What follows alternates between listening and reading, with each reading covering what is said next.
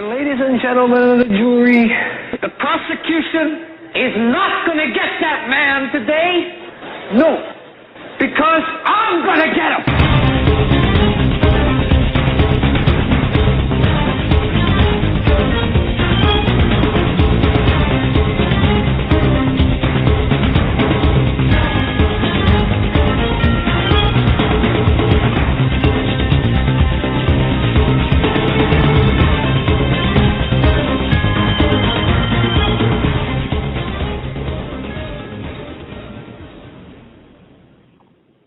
This is the Hagmann and Hagmann Report for today. It's a fabulous Friday. It's January 4th, 2013. I'm Doug Hagmann. With me is my co-host, Joe Hagmann. He's my son. And folks, you're about to hear 3 hours of unbiased and uncensored news, analysis, and information you need to know. We picked this information out of all of the white noise of headlines. Information we're going to be going over tonight that we feel is of extreme importance. Folks, you can find us on the internet at homelandsecurityus.com. That's homelandsecurityus.com. Of course, CanadaFreePress.com. And you know what? You can watch us. We're dark tonight. But ordinarily on the Christians United Broadcasting Network. We spent some time today, folks, working with our audio equipment after having just such a horrendous time. And you know what we've been going through. I don't have to tell you, folks. Can just any comments in the chat room? Are we less muffled tonight? I hate to do this in a live setting, but please, if you can comment on our sound quality. And while you guys comment, just an FYI, we did not hook up the new mics. Those will be done this weekend as we were learning the new world of sound and all the interesting knobs and buttons that can make or break your audio. Yeah, actually, it's just an amazing. Wow, it's just a wow. But anyway, Joe, it's good to have you in studio. And you were in studio quite a bit today. So we talked a lot. We made some game plans, actually. Yes, we did, and we have some interesting and important announcements, and we have some important news to get into. Yeah, before we do, folks, if you don't mind, go to homelandsecurityus.com and check out our announcement on the top of our site. And it's an important announcement, and we'll get into that. Rather than me tell you about it right now, I'd like to just direct you to that link, that article, that announcement. Sunday. It's about Sunday. We're going to have a broadcast Sunday that you are not going to want to miss. It will be the normal Sunday time from 9 to midnight Eastern. Yep. And like I said, either if you get it through the archives or you listen live, you're not going to want to miss that show. Frankly, folks, and this is all I'm going to say about it right now. I was extremely surprised when I was contacted by Steve Quayle today. And that's all I'll say. Before we get into tonight's program, something that has been weighing on my mind here, and I just wanted to touch base. I don't know how many of you folks have heard of Kitty Worthman.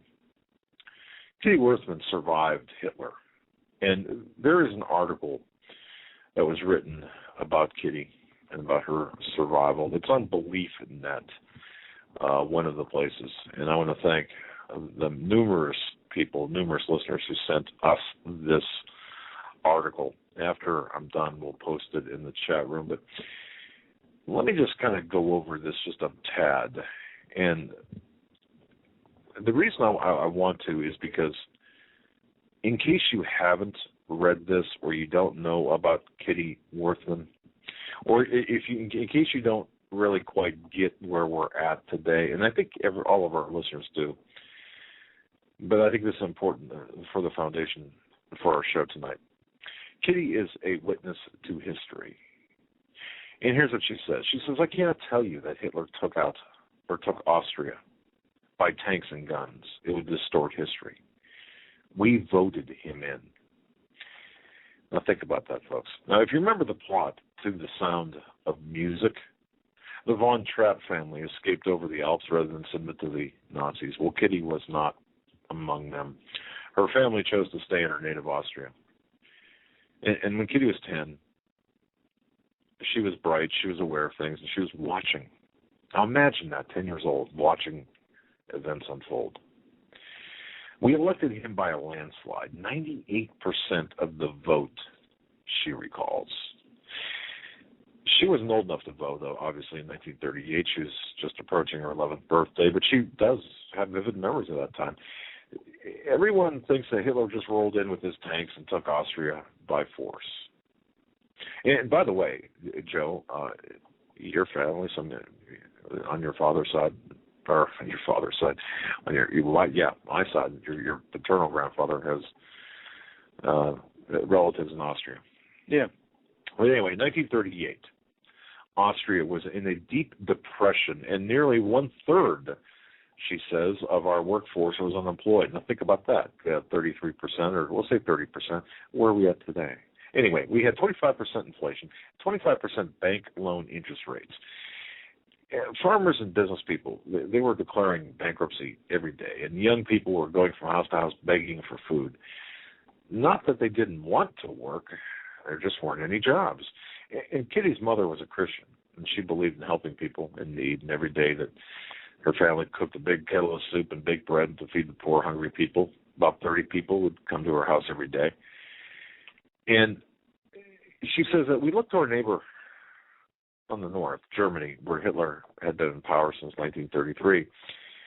We had been told that they didn't have any unemployment, they didn't have any crime, they had a really high standard of living.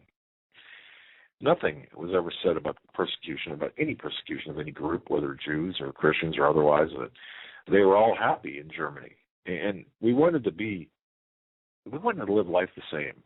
We wanted life in Austria to be that way too. We were promised that a vote for Hitler would mean the end of unemployment and help for the family. And Hitler also said that businesses would be assisted and farmers would get their farms back that they lost through bankruptcy or whatever. 98% of the population voted to annex Austria to Germany and have Hitler for their ruler. And she said that, they were really happy. And for 3 days they danced in the streets and had candlelight parades, and kind of like their new messiah. The new government opened up big field kitchens, and everyone was fed. And after the election, German officials were appointed like a miracle. Suddenly they had law and order, and 3 or 4 weeks later, everyone was working. The government made sure that a lot of work was created through the Public Works Service. Think about that. Anyway, Hitler decided that we should have equal rights for women, Kitty states. Now before this, it was custom that that married Austrian women did not work outside the home. And that's an important fact to consider. That an able-bodied husband would be looked down upon if he couldn't support his family. And many women in the teaching profession were elated that they could retain the jobs previously they had previously been required to give up for marriage. Then we lost religious education for kids. Our education was nationalized, and Kitty says that she attended a very good public school. The population was predominantly Catholic. So we had religion in our schools. The day we elected Hitler, which was March 13th, 1938, she says that I walked into my schoolroom to find the crucifix replaced by Hitler's picture hanging next to the Nazi flag. Our teacher, a very devout woman, stood up and told the class we wouldn't pray or have religion anymore. Instead, we sang Deutschland, Deutschland über alles, and she had physical education. And Sunday became National Youth Day with compulsory attendance. Parents weren't pleased about the sudden change in curriculum, but they were told that if they didn't send us, they would receive a pretty stiff letter of warning the first time. The second time, they would be fined what would be today about $300, and the third time they would be subjected to jail. And things got worse from there. The first 2 hours of school consisted of political indoctrination. The rest of the day, they had sports as time went along. They loved it all. We had so much fun and got our sports equipment for free. Now, folks, just think about this and compare it to today. And you know, as you said, she wasn't old enough to vote.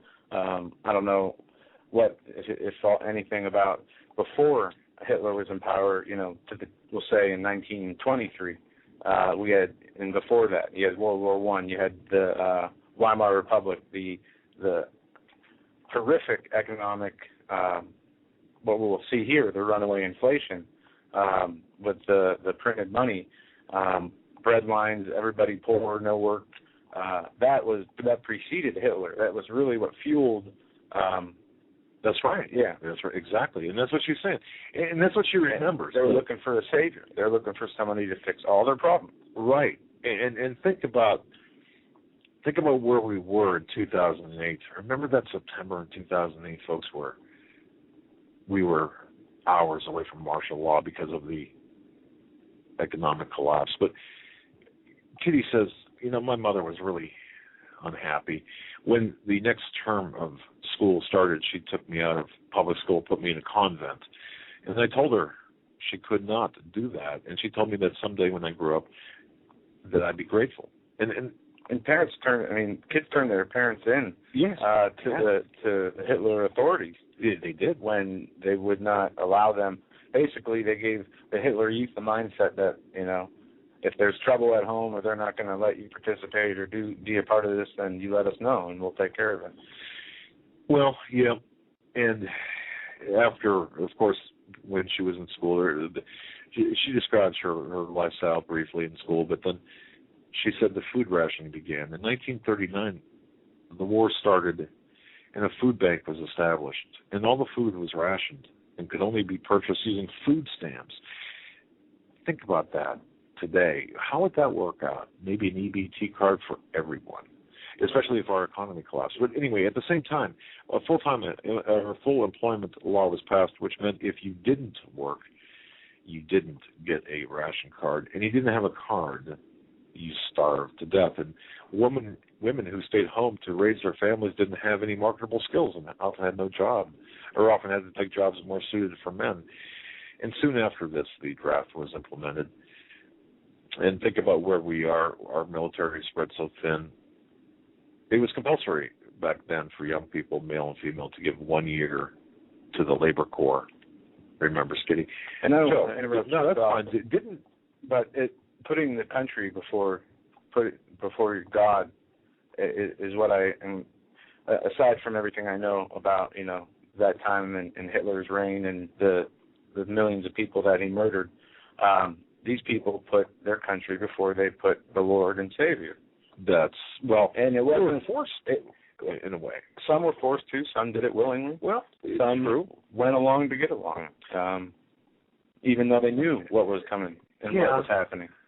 Yeah, I suppose, I'm sure there were people that did make that conscious, willful decision that we're going to trade faith for. Also being a broke nation, standing in bread lines for years, trying to recover and things start getting better. Just imagine if right now, you know, somebody came on the scene and got rid of the debt and fixed the world's problems and made everything real nice and neat, and all he asked is for you to worship him, or he was the one to be. He was the Messiah, and it's interesting that you say that. Now let's think about this. The compulsory service for men and women, including females, for the 1 year of the labor corps. During the day, the girls worked on the farms, and at night they returned to the barracks for military training, just like the men or the boys at the time. And they were trained to be anti-aircraft gunners, and they participated in these signal corps. And after the labor corps, they weren't discharged, but were used on the front lines. And Kitty writes that when she went back to Austria to visit her family and friends, most of these women were emotional cripples because they were just not equipped to handle the horrors of combat. And Joe, you know, what makes me think about this is when women joined the military, pushing for equal rights, and isn't it funny? Equal rights has been a platform of the Communist Party, and it's actually a platform here of the the fascist party. That everything can be used most things for good or for bad, right? Or for both. A little bit like a baseball bat. A lot for good and a little for bad, or a little for good and a lot for bad. Right. The women, we've talked about the history of the women's rights movement and how the agenda behind it was to be able to tax more percentage of the people that lived in this nation, not to actually give women more liberties, but to get more money out of the population. And that was an attack on the nuclear family as well. I mean, people remember Leave It to Beaver, the sitcom back in the late 50s, early 60s. And if you think about that, hey, come on now. And I remember coming home watching Leave It to Beaver, and thinking, boy, and that's kind of, my mom was a stay-at-home mom, but back then the dresses, the aprons, and I'm not saying that, I'm certainly not disparaging working women, or even I'm just saying how it is or how it was, but moving on here, I just want to get through this real quick, because I think this is so incredibly close to what we're seeing, and I believe it is. The state, she writes, raised a whole generation of children. There were no motherly women to take care of the children, just people highly trained in child psychology. By this time, no one talked about equal rights. We knew we had been had. See, Americans today, I just don't believe they know they've been had. I think that escapes them. America has been swept from under their feet, and they now live in a country that is not America as it was originally, or for the 99% of its time as in history. We do not live in the United States of America anymore. You're right. We live under a international tyranny. Well, what got me was this, and I suppose this was my turning point. I mean, we know all that, right? But before Hitler, they had very good medical care. Many American doctors trained at the University of Vienna, and that's in Austria. After Hitler, healthcare was socialized. It was free, actually affordable for everyone. Doctors were salaried by the government. The problem was, since it was free, the people were going to the doctor for everything. And don't we see that too in even today in America, when free medical care, when you have a medical assistance card? Not that everyone does this with a medical assistance card, but a lot of people do, where if they have the littlest of things, because it's covered, they'll go to the emergency room. And by design, our system is set up that way, so the government could take care of that. But if you needed elective surgery, you had to wait a year or more for your turn. There was no money for research. It was poured into socialized medicine. That's what's going to happen here. And research at the medical schools, it stopped. So the best doctors left Austria and immigrated to other countries. As for health care, our tax rates went up to 80% of our income. Newlyweds immediately received a $1,000 loan from the government to establish a household. But we had big programs for families, she writes. All daycare and education were free. High schools were taken over by the government, and college tuition was subsidized. Now, it sounds good, doesn't it? Well, everyone is entitled to free handouts such as food stamps, clothing, and housing. What's Obama trying to do? What's Obama doing? He's doing the same thing. Or promising as much. And giving, well, and definitely we see, it's not just Obama, as, welfare and doubled under George Bush, under his 8 years. Yep. It has already doubled under Obama again. And this is the plan, as I've been saying. They are not going to fix the economy. They are destroying it by design, because they have the solution already prepared. That is the key. What you said, they created the problem, they created the solution. And the solution, boy, I'll tell you, we're not going to like the solution. And I'm not going to read or reference the entire article here, because it's worth the read. It's worth to pass around. But the other thing that got to me, in 1944, she writes, I was a student teacher in a small village in the Alps. The village were surrounded by mountains. mountain passes, which in the winter were closed off with snow. And that caused people to be isolated. So people intermarried and offspring were sometimes physically challenged. When she writes, when I arrived, I was told there were 15 mentally retarded adults, but they were all useful and did good manual work. I knew one named Vincent very well. He was a janitor of the school. One day I looked out at the window and saw Vincent and others getting into a van. I asked my superior where they were going, and she said, to an institution where the state health department would teach them a trade and to read and to write, and the families were made to sign papers with a little clause they could not visit them for 6 months. They were told the visits would interfere with the program and might cause homesickness. As time passed, the letters started to dribble back saying these people died a natural, merciful death. The villagers, of course, weren't fooled. We suspected what was happening. Those people left in excellent physical health, and they all died within 6 months. Yeah, we called this euthanasia. Then they took our guns. Next came gun registration. People were getting injured by guns. Imagine that. Hitler said the real way to catch criminals, and we still had a few, she writes, was by matching serial numbers on guns. Most citizens were law-abiding and dutifully marched to the police station to register their firearms. Not long afterwards, the police said it was best for everyone to turn their guns in. The authorities already knew who had them, so it was futile not to comply voluntarily. And with that, no more freedom of speech, and anyone who said anything against the government was taken away. We knew so many people who were arrested, not just Jews, but priests and ministers who spoke up. Totalitarianism didn't come quickly. It took 5 years, from 1938 to 1943, to fully realize full dictatorship in Austria. Now, had it happened overnight, my countrymen would have fought to the last breath. They would have died fighting. I want to stop here. In this book, Autocracy, Totalitarianism, Dictatorship, and Autocracy. This is from 1954. It talks about the directed economy of the Hitler years.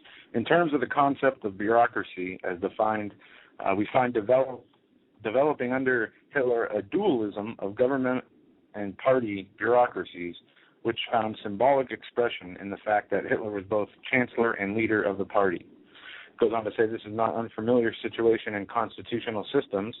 It's the way it is in America. Right.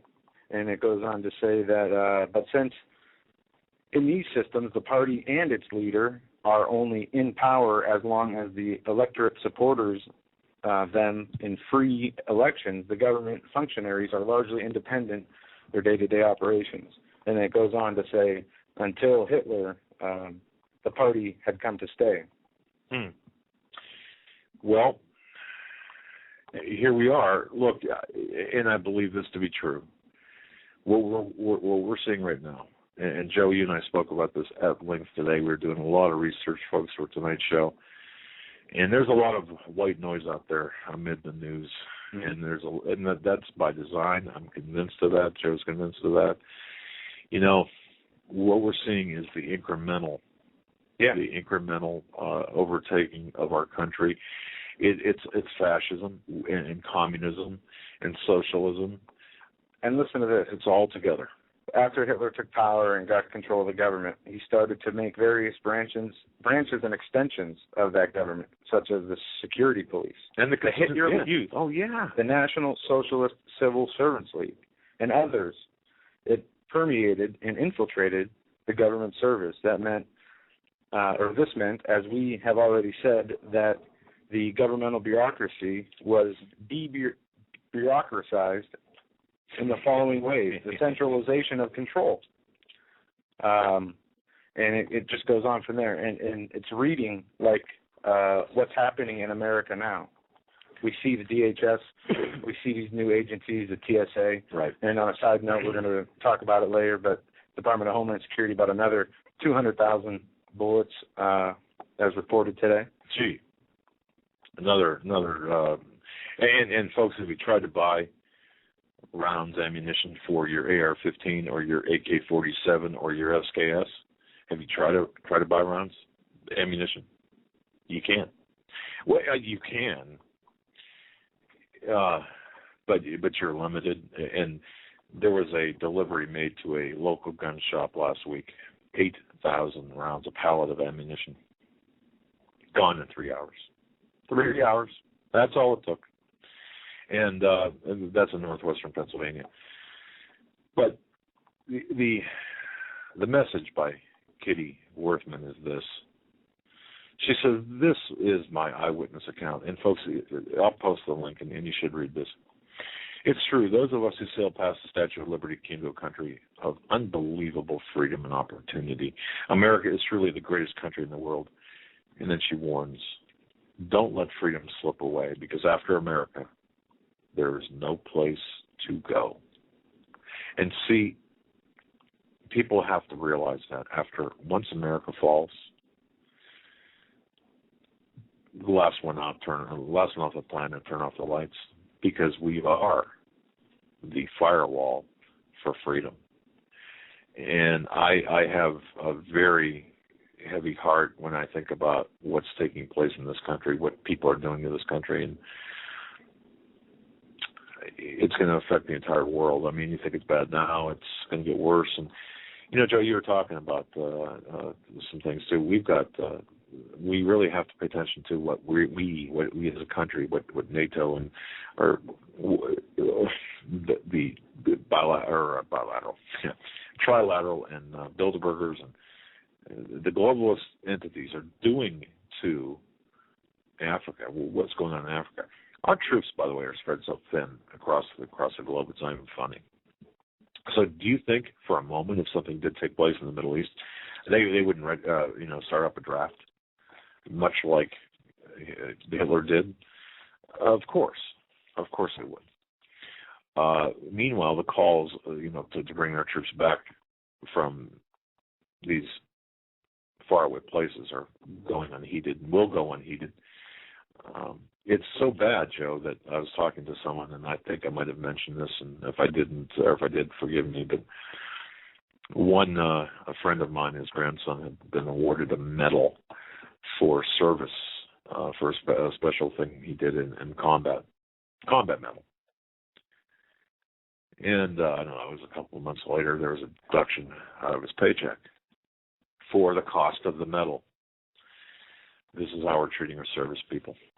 And I find that just incredible. But then that's what's taking place right now. And under Hitler's government bureaucracy, it says it depended more and more upon positions in the party and its formations rather than the qualifications for the office. Objectivity was denounced in favor of, objectivity was denounced in favor of ideological conformity.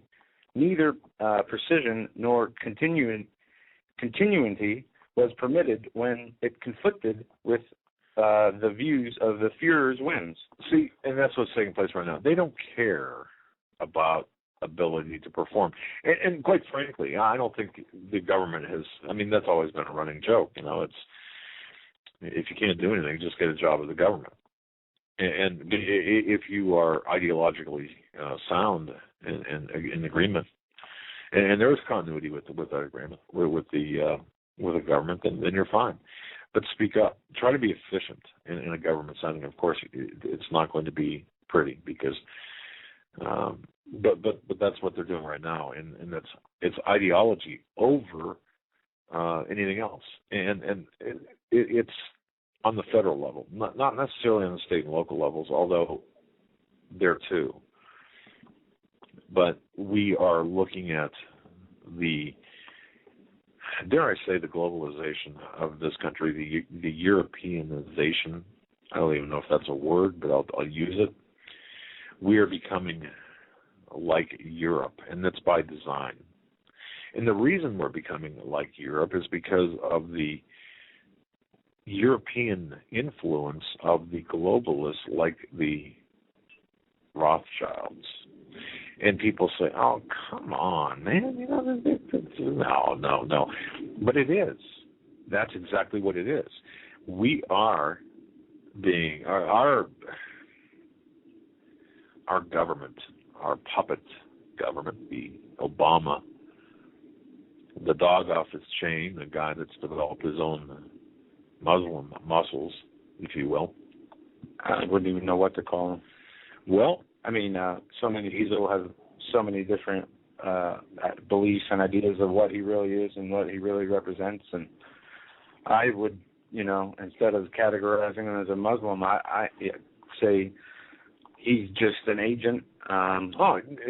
He just developed Muslim. No, I mean, maybe he was a Muslim at once, but he doesn't, in my opinion, does he practice? No. What I'm saying is this. The globalists put him up there, right? Right. And we can agree on that. Right. He's on a chain. But literature, him on a chain, and he broke that chain, but he's still within the fence. Yeah, okay, so what I'm saying is he might have been a Muslim before, right. But he has hidden that or given that up in the public because of whatever he's, given whatever chores he's given to do. Now, if he became president, would you, hide your Christianity? Of course not. Okay, there's a big problem there, and there's a reason that he's doing that. Well, yes, and I think if we really want to be intellectually honest here, and I've said this before, made this comparison before, right now, if we look at Obama, he's a cultural Muslim, and he's a Marxist/communist. He was raised as a Marxist communist, and he's a cultural Muslim. Don't forget his time in Indonesia, and don't forget his ties and his lineage with communists and Marxists. So we are in a point in history where Obama is going to be, in my view, the last president of the United States. I don't think we're going to have another one.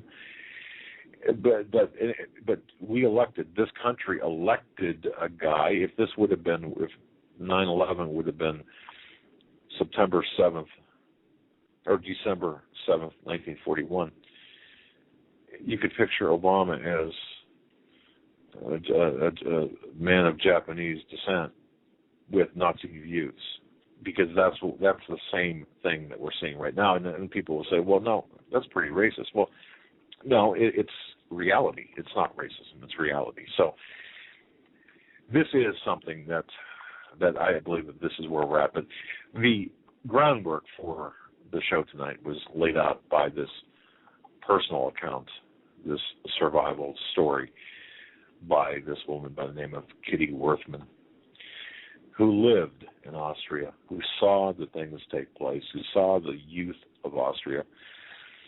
This generation began to, to look at Hitler as their Messiah. And is this not the very same thing we're seeing right now? Of course it is. And is not America much like Austria was in 1933 to 43? Of course we are. Hitler proclaimed himself the supreme law lord. I can't even pronounce this. Vorbester,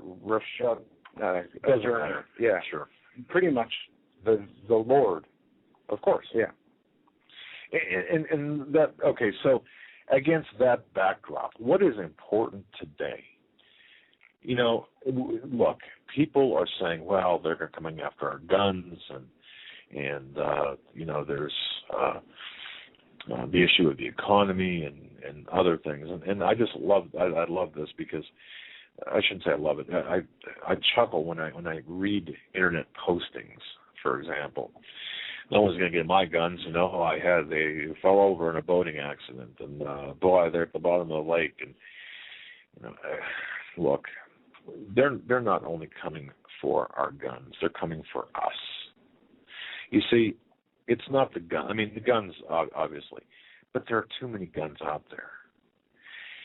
To try to take away, and the logistics of this, if you think it through, how are they going to take everyone's guns away? They're not.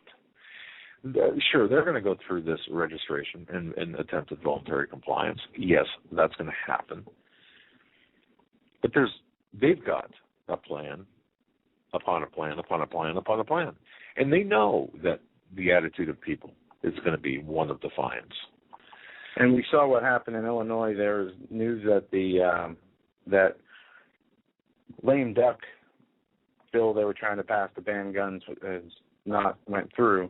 I think, as you said on the show, that's such an in-your-face move. Of course, they're not going to criminalize guns during a lame duck session. People can see through that. So, of course, that's not going to happen. But here's what is going to happen. Like so many government actions that start out being voluntary, it's going to become mandatory when I'm talking about the registration of weapons. And it's going to start out by all of these big, bad, evil rifles, machine gun, assault rifles, assault weapons as they call them. And they're going to morph the descriptions. Yeah, listen to this. On that note, a Connecticut lawmaker wants names of gun owners to be made public. This is what we read the Janet Reno quote. First, it's I forgot the first one. Second is registration. Third is confiscation. Well, and that's correct. See, they know because of the when I say they, I'm talking about the people in power. They know, of course, that there are too many guns out there. That the attitude of people buying these guns are such that they're not going to be cooperative, at least not the majority of the people buying them. They know that the Second Amendment, the people who are buying them now, there's some panic buying, and there's a big dynamic going on. But the realistic approach is this. They are going to, either through legislation or executive order, more likely than not through executive order, they're going to require a registration period and then a voluntary compliance period to register your weapons. Now, if you don't register your weapons, you will become a felon. And I got to tell you, that will deter a great number of people because no one wants to get caught owning a weapon. Let me rephrase that. No one wants to get labeled a felon. No one wants to be have a felony conviction on their record. Gee, that would certainly limit your job getting ability. Mm-hmm. Okay, but plus the stigma, the social stigma.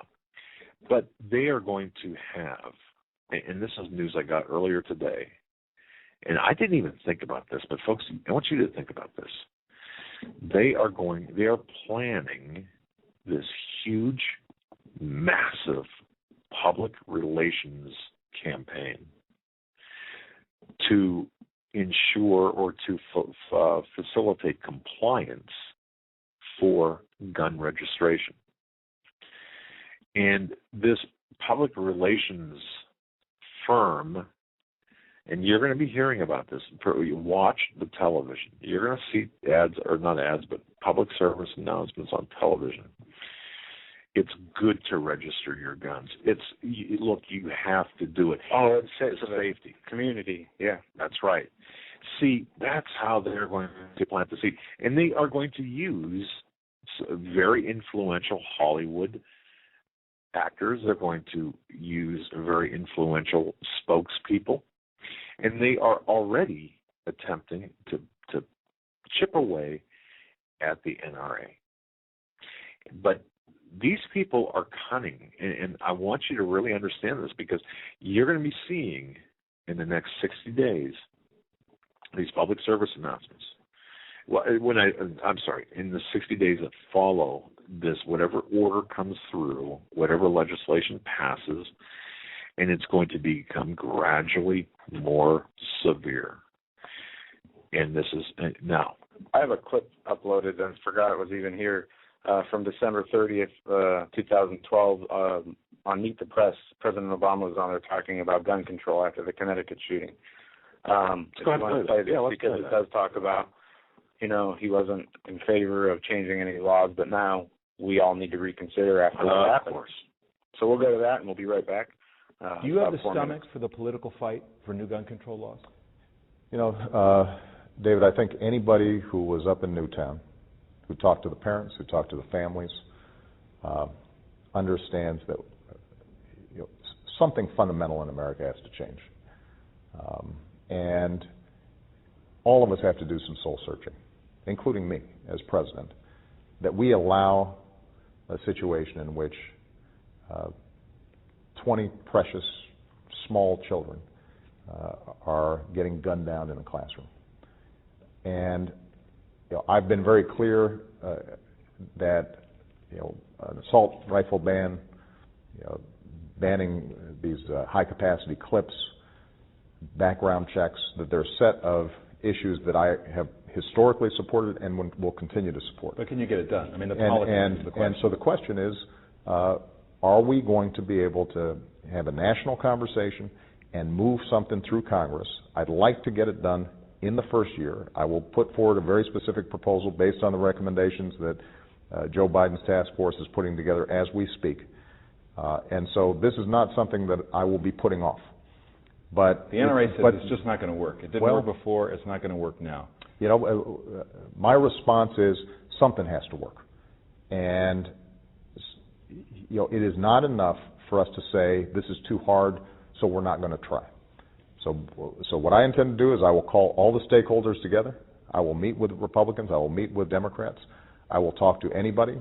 I think there are a vast majority of responsible gun owners out there who recognize that we can't have a situation in which somebody with severe psychological problems is able to get the kind of high-capacity weapons that this individual in Newtown obtained and gun down our kids. And yes, it's going to be hard. So we have an armed guard at every school in the country? That's what the NRA believes. They told me last week that could work. I'm not going to prejudge the recommendations that are given to me. I am skeptical that the only answer is putting more guns in schools. And I think the vast majority of the American people are skeptical that somehow is going to solve our problem. And look, here's the bottom line. We're not going to get this done unless the American people decide it's important. And so this is not going to be simply a matter of me spending political capital. One of the things that you learn, having now been in this office for 4 years, is the old adage of Abraham Lincoln's that with public opinion there's nothing you can't do, and without public opinion there's very little you can get done in this town. So I'm going to be putting forward a package, and I'm going to be putting my full weight behind it, and I'm going to be making an argument to the American people about why this is important and why we have to do everything we can to make sure that something like what happened at Sandy Hook Elementary does not happen again. But ultimately, the way this is going to happen is because the American people say, that's right. We are willing to make different choices for the country, and we support those in Congress who are willing to take those actions. And will there be resistance? Absolutely, there will be resistance. And the question then becomes, whether we are actually shook up enough by what happened here that it does not just become another one of these routine episodes where it gets a lot of attention for a couple of weeks and then it drifts away. It certainly won't feel like that to me. This is something that, that was the worst day of my presidency, and it's not something that I want to see repeated. It hit close to home. Absolutely. Hell no. And I was playing with audio there. If you guys heard anything going on, just trying to mess with it. I think the message there is clear, folks, don't you? If you really listened between the lines, I think the message is clear. Yeah. He is going to continue with his agenda that he was set out to do, which was pretty much finish the last handing over the American sovereignty to the UN, finish the destruction of the economy, and help the New World Order become the real power structure of the world. And that's one thing, folks, I think that you really have to understand. I think we all need to understand the goal of the New World Order, the goal of the global governance crowd. In fact, I don't remember where I saw this, but it was I believe it was on a YouTube video. But back in 1961, they were doing there was a paper that was issued back in 1961 for the disarmament of all people, And they would do it through registration and then eventually confiscation. Yeah, they could go about this many ways. And you heard Obama say in that speech or interview that, this tragedy will not be forgotten. Well, that will probably be because there will be another worse tragedy to follow, as we saw Aurora. That's right. Now we saw this other one. And no matter what you believe about it, even if there's doubts that, things really even happen there for different reasons. And I don't know, I just got to stop. Did you see the medical examiner's interview on that day? Okay, after the show, I'm going to show you something that'll blow your mind. But anyway, regardless, political theater or not, they're going to do whatever they can to take the power away from the people of America. Now, the Constitution grants that we are the government, but we have been irresponsible in our duty, and we have let it get this far. Well, let me take you back to March 13th, 1996. That's the day when 43-year-old Thomas Hamilton walked into the Dunblane School, primary school in the Scottish town of Dunblane, and armed with 4 handguns, he shot and killed 16 children and 1 adult before shooting himself. Yeah, and I don't know if we had a chance to mention this. The new DHS video from Alabama, if you're in find yourself out of the blue in a mass shooting situation, their new motto, run, hide. Run and hide. And then fight if you have to. Because you don't have guns to protect yourself or stop the shooter in the act. Yeah, You have to run and hide. And is that really the American way? Yeah, Aren't you supposed to put your life on the line to save other people? Shouldn't you attack and the home of the free and the land of the brave? Well, it's now the home of the oppressed and the land of the afraid. I mean, I'll say this, and if the situation ever arose, I pray it never would, where I found myself in that situation.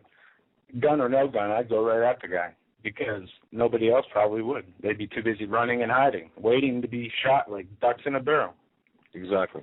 Well, don't forget, though, like I said, March 13th, 1996, in Dunblane, the 16 children and 1 adult in the Scottish town in the UK, basically. It was one of the worst massacres ever.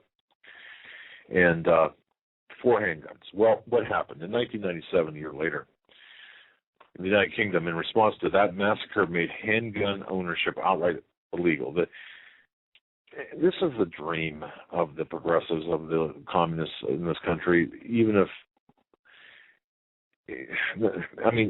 if all they can do is to keep us going inch by inch toward that goal, it is obviously instructive of the alleged paradise that they want us to live in.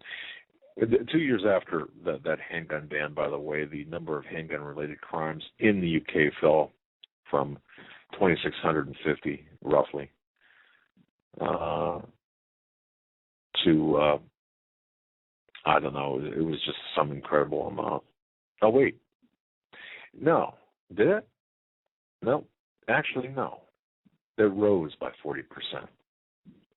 And then since these 1998 to the present, or 1998 to, I think the last figure was in 2008, the 10-year period, gun crime in the UK rose by an average of 89% in the UK, and in some areas the increase in gun crime was almost 600%. So Piers Morgan, if you're listening, go back to where you came from. Yeah, you can go back to the UK where 40% rise after the handgun. Now, to be fair, the reporting methods were changed since the mid-'90s, and some increase in the crime rates can be attributed to this. But even after adjusting for that statistical difference, there was absolutely no statistical relevant drop in gun crime. So that argument cannot even be made right now, especially in the UK. And when they do this,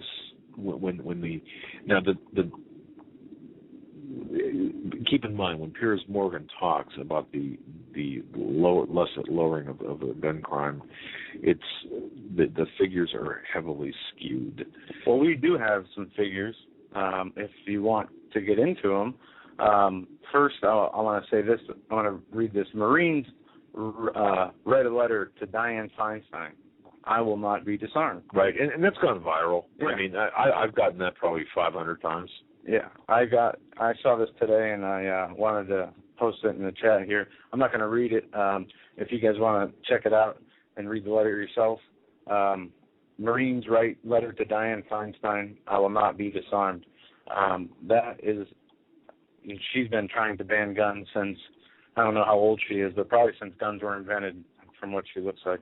And I'm not trying to be insulting, but I mean, it's like what her whole career's been about. 1995, she put out an assault weapons ban piece of legislation. So this is something that obviously she's very in favor of doing. Well, and somebody mentioned in chat, and we talked about this when it happened. Look what happened in China the same day as the shootings in Connecticut. The stabbing or the slashing, stabbing and slashing, yes. No, I mean, and we talked about this, and we can continue to talk about this. Did people ever murder anybody or murder each other before guns were invented? Let me think. Yeah. Were there world wars before guns were invented? Not in the sense that we saw or people saw World War I or II. Right. But yes, there were. Of course there were. Yeah. What did they use? Because they didn't have guns. They had have something, that projectile that shot something, right? You got to see the catapult I built in my backyard. I mean, the common sense arguments are gone. It's just ridiculous. And what's worse is that the American people regurgitate it and start believing it. That's right. But the important piece of news here, and this is something, folks, that you're not going to read, you're not going to see. Excuse me. We're going to be on. There's going to be an onslaught, a PR onslaught, by well-known people, well-respected people that will advocate compliance with a voluntary registry system, followed by the criminalization of possession of certain weapons that include, but are not limited to, the automatic or semi-automatic weapons, the so-called assault rifles. And in addition to that, will be included semi-automatic pistols, handguns. They're going to at first limit the number of rounds capable in a magazine. That's the holder of the bullets, if you will. Yeah, and I saw this article today, and it's not, I've seen things like this before, but I think the reason that police were kicked out of a restaurant was because the owners didn't like police. Police were kicked out of a Bellevue Denny's for being armed. Bellevue Police Chief Bill Clay is ordering his officers to get their pancakes from anywhere but Denny's, calling the restaurant a political stupidness. The new order comes after a New Year's Day clash between 5 detectives and one of Denny's managers. The department says the detectives wore out of uniform but were wearing their badges when the manager, David Rice, asked them to leave or put their guns in their vehicle. This is a Denny's manager talking to police detectives, telling them they have to put their guns. I don't think how could you not know if the badges, because they wear them on their belt of their guns, so you'd have to, if you saw the gun. I mean, if they sat down to order a meal and they didn't come in shooting, you should know already, for the most part, they're probably okay. You would think. Yeah. I mean, they're common sense. Right. But just, it's ridiculous to see this. Rice told the detectives that one of the weapons, specifically a female detective's gun, was making another diner feel uncomfortable. Here we go again with everybody's feelings, making everybody happy, except the law-abiding citizen.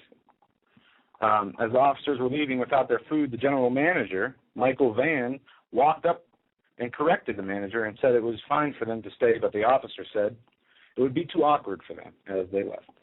Denny's corporate office released an apology. Denny's policy permits law enforcement officials to carry firearms in the restaurant, and we regret any misunderstanding.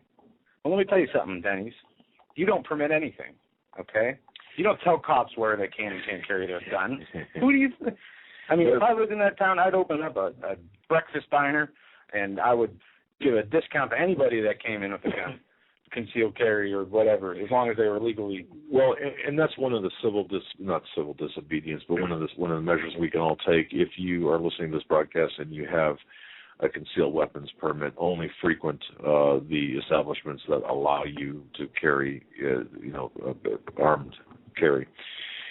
For example, I think Starbucks over some other place allows you to. Starbucks, I think, says it's okay, and some other coffee place doesn't. So, I could have that backwards. But you cops should have told the manager to leave. Well, somebody commented that they should have told the customer that complained to leave. See, but now I would have arrested him if I was a cop. I think the franchise owner was there, or the head guy was there at the time, and he said, "Wait a minute, stop the cops on their way." And says, "Wait right. a second, It's not right." Yeah, and the cops says, "Look, no." It's at that point, you're beyond the point of no return. They left, and you remember we were in New York a year and a half ago, and there was a shooting in a restaurant similar to that. It was a Denny's or one of the common breakfast places, and I'm not even sure if there were military people in there. They weren't carrying their weapons, and somebody came in and opened fire on them. Oh, that's right. Yeah, and there was no one to fight back. Right. So, these people that are asking to be disarmed or that everybody else be disarmed has no idea or are evil in what they're doing. They either have no common sense or they're pure evil because they know what will happen if that does.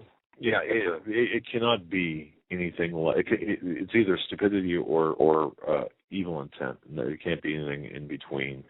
I just want to really quick hit this before the break because I think a lot of people are feeling this and we need to get this out.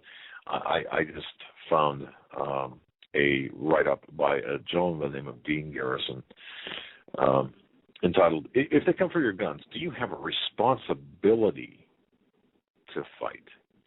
And this gentleman, this was published yesterday, and just very quickly here, he writes, and folks think about this because you are going to have to confront this in your own mind. If you have weapons and they come for your guns, do you have a responsibility to fight? We as Christians and we as gun owners and we as people of constitutional value have thought about this. Well, he says, look, I feel tremendous responsibility, right? Although I'm a little bit apprehensive about doing so. Thinking about the possibility of rising up against our own government is a frightening thing for many of us. And believe me, I'm with you there, buddy. And he says, I'm not Johnny Rambo. And I'd be the first one to admit that I don't want to die. The reason I feel compelled to write this, however, is simply because I don't think the average American is equipped with the facts. Dan, interrupt you. I want to add to that. The mental capacity and common sense. Right. Well, it's more than just a lack of facts. These people are not thinking on their own. They are being brainwashed, manipulated, and controlled through their TV screen. And I'm telling you, this is how the control is going to be much worse. They're going to be twisting your arm mentally like you can't believe. But he writes this. He says, I feel that a lot of American citizens feel that they have no choice but to surrender their guns if the government comes for them. That's his opinion. I don't know about that. I blame traditional media sources for this mass brainwashing. I carry the responsibility of all small independent bloggers to tell the truth. So my focus today is to lay out your constitutional rights as an American, let you decide what to do with those rights. And I'm not going to read the whole thing, but here it is. He said, about a month ago, I let the democracy word slip in the discussion with a fellow blogger. I know better. Americans have been conditioned to use this term. It's not an accurate term. And it never has been a correct term to describe our form of government, which is true. We don't live in a democracy. If we did, think about this. Two guys and a woman in an elevator. They take a vote to rape the woman. What's the vote? 2-1. The woman loses. That's a democracy by definition. Okay, do you want to live in a world like that? Do you want to be in that elevator? I don't think you do. But the truth is the United States is a constitutional republic. All right. If you are religious, you might choose to think of it this way. Say that members of your congregation decide that mass fornication is a good thing.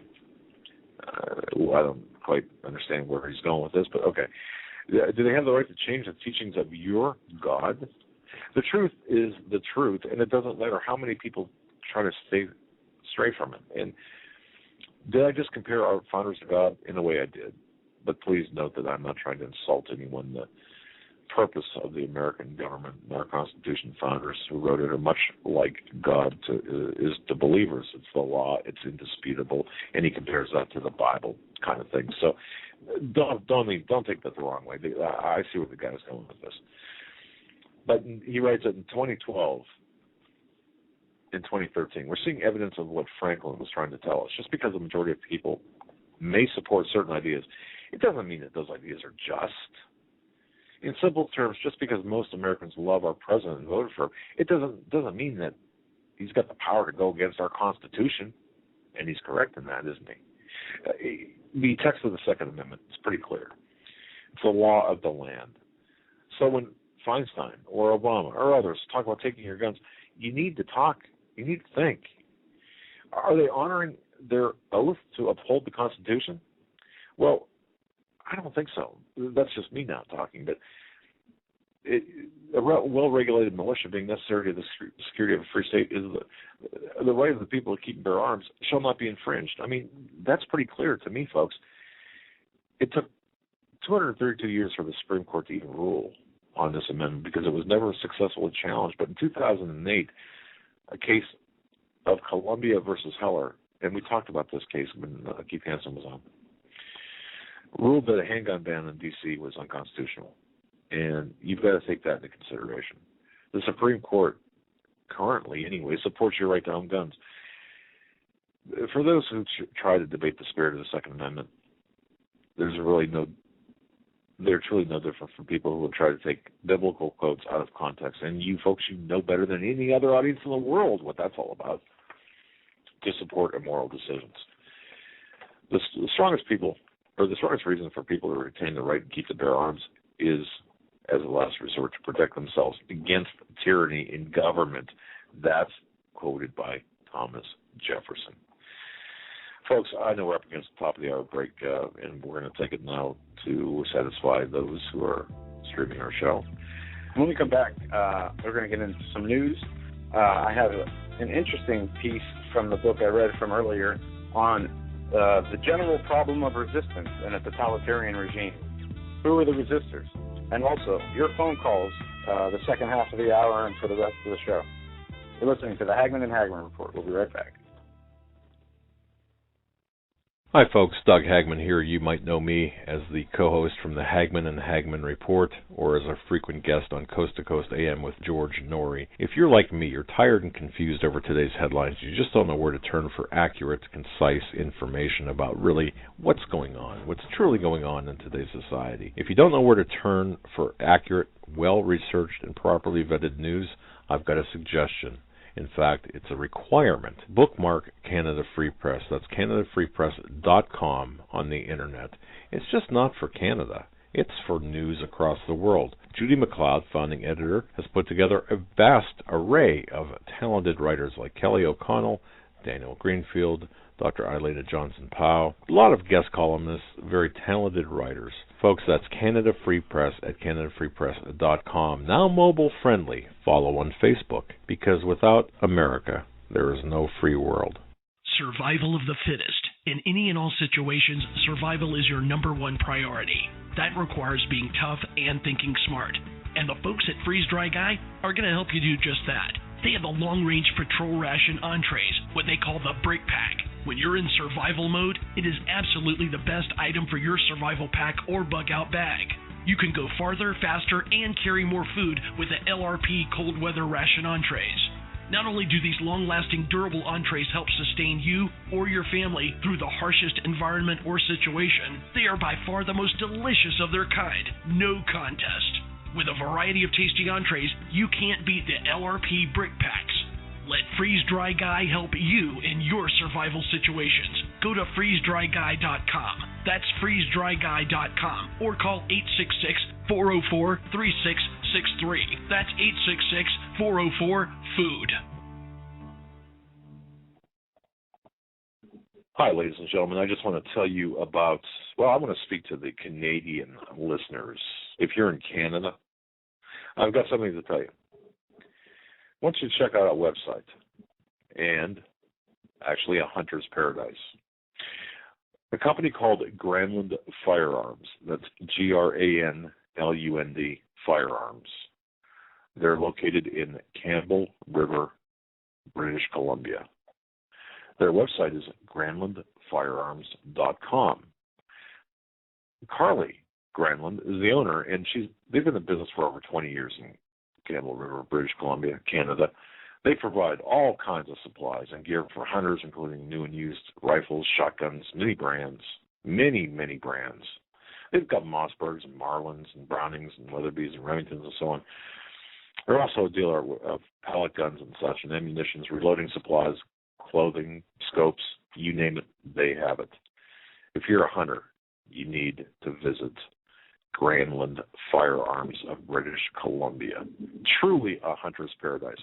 That's granlandfirearms.com, Granlund firearms.com. Tell them Doug and Joe sent you. Hold on to your seats. The Hagmann and Hagmann flight is now taking off.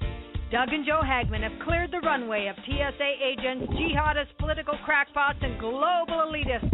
Now get ready for some real news. Here they are, Doug and Joe Hagmann.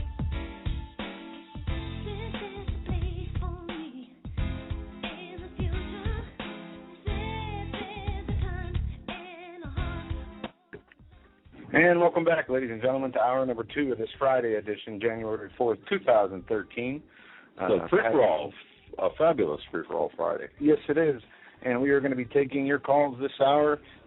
If you want, call in now at 661-244-9839. We're going to cover a couple items of news, and then we will go to your phone calls. If you're new to the second hour, the first hour we made an announcement. Special Sunday program this Sunday from 9 to midnight. Steve Quayle and a very secretive gentleman. I don't even know. I'm not even very familiar with this person, anyone who follows SteveQuayle.com knows this individual, Financial Insider.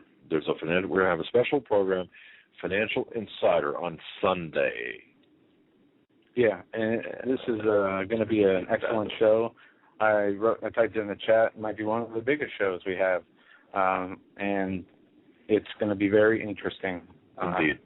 That will be from 9 to midnight Sunday night. Do not miss it, even if you're not here live. Archive it, download it from iTunes or podcast apps, whatever. You're going to want to listen to it, I guarantee.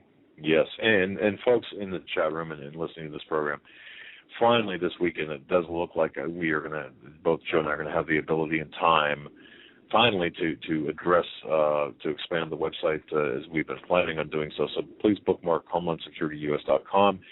And also, as well, while you're doing bookmarks, we're going to have a special readers section in there, kind of a source area of library for important documents. Joe's been finding, I got to tell you something.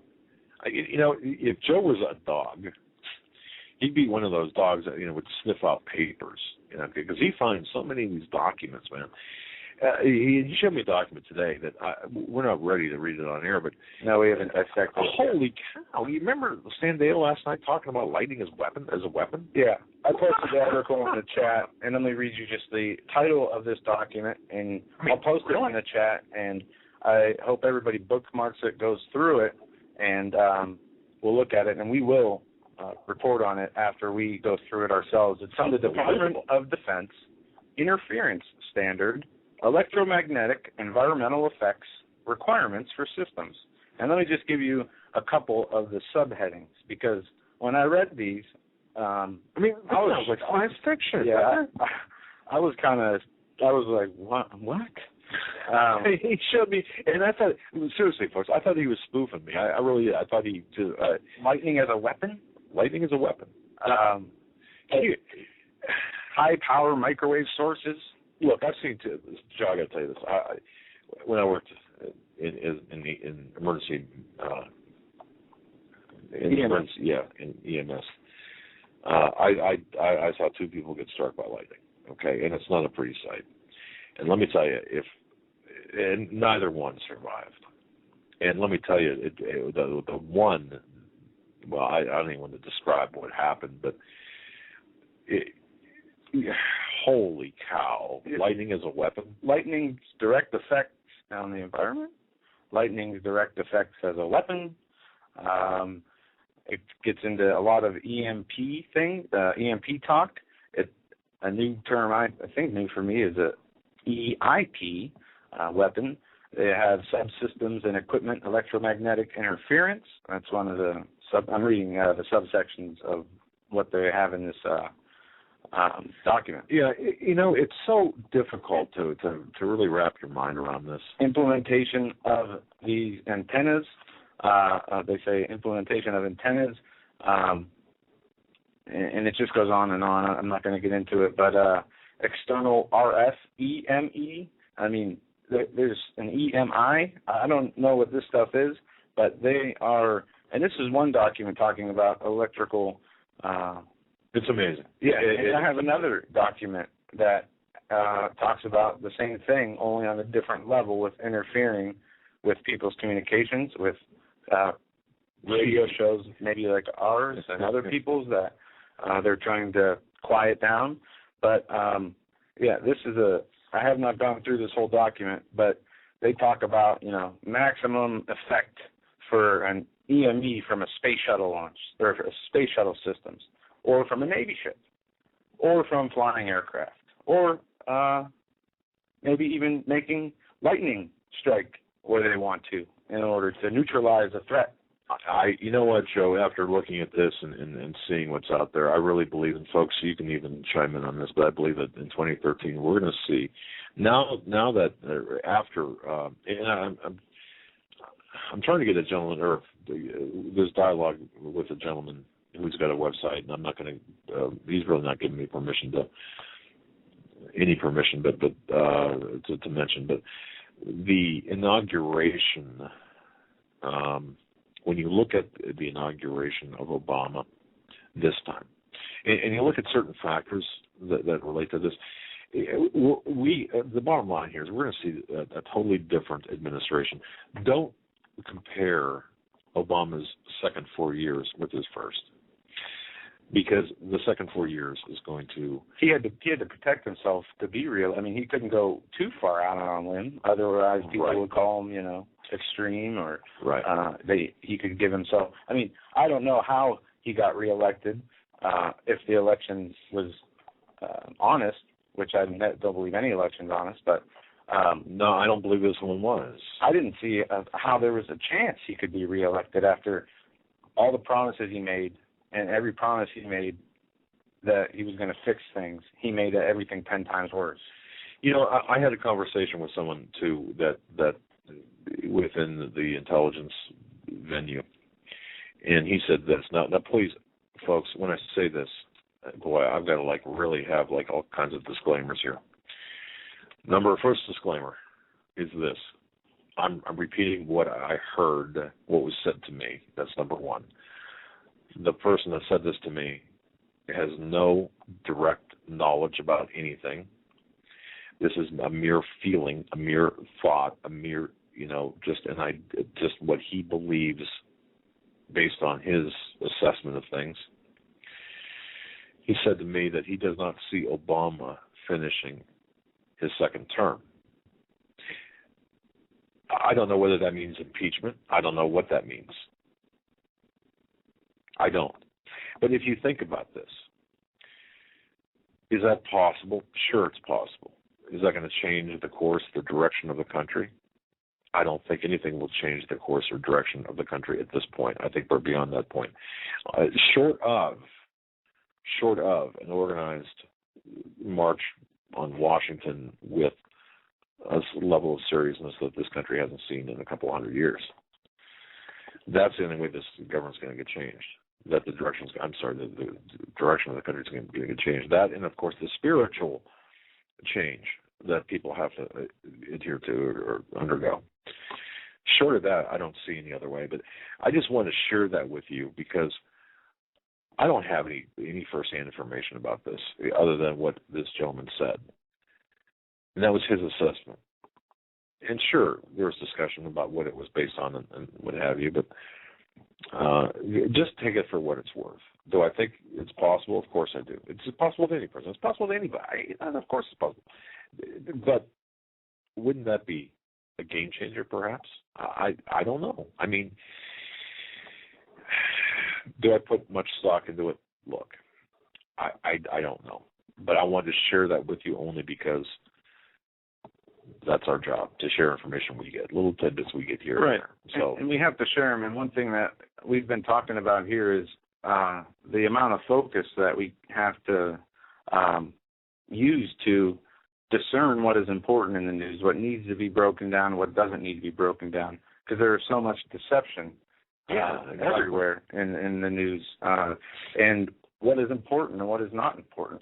And it's very difficult sometimes because, you see something like Sandy Hook and you see all these crazy inconsistencies, and are they taking our mind away from something else while they're still completing and pushing their agenda along with things like that? There are more important things that need to be discussed. Yes.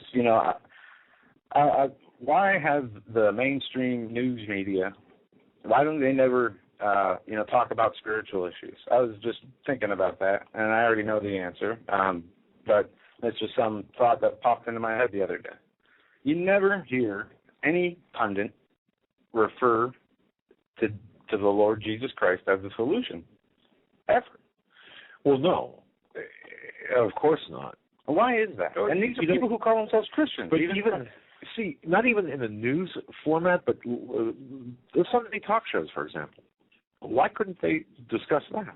The spiritual deficiencies in America, and going back to the Bible and the Word of God.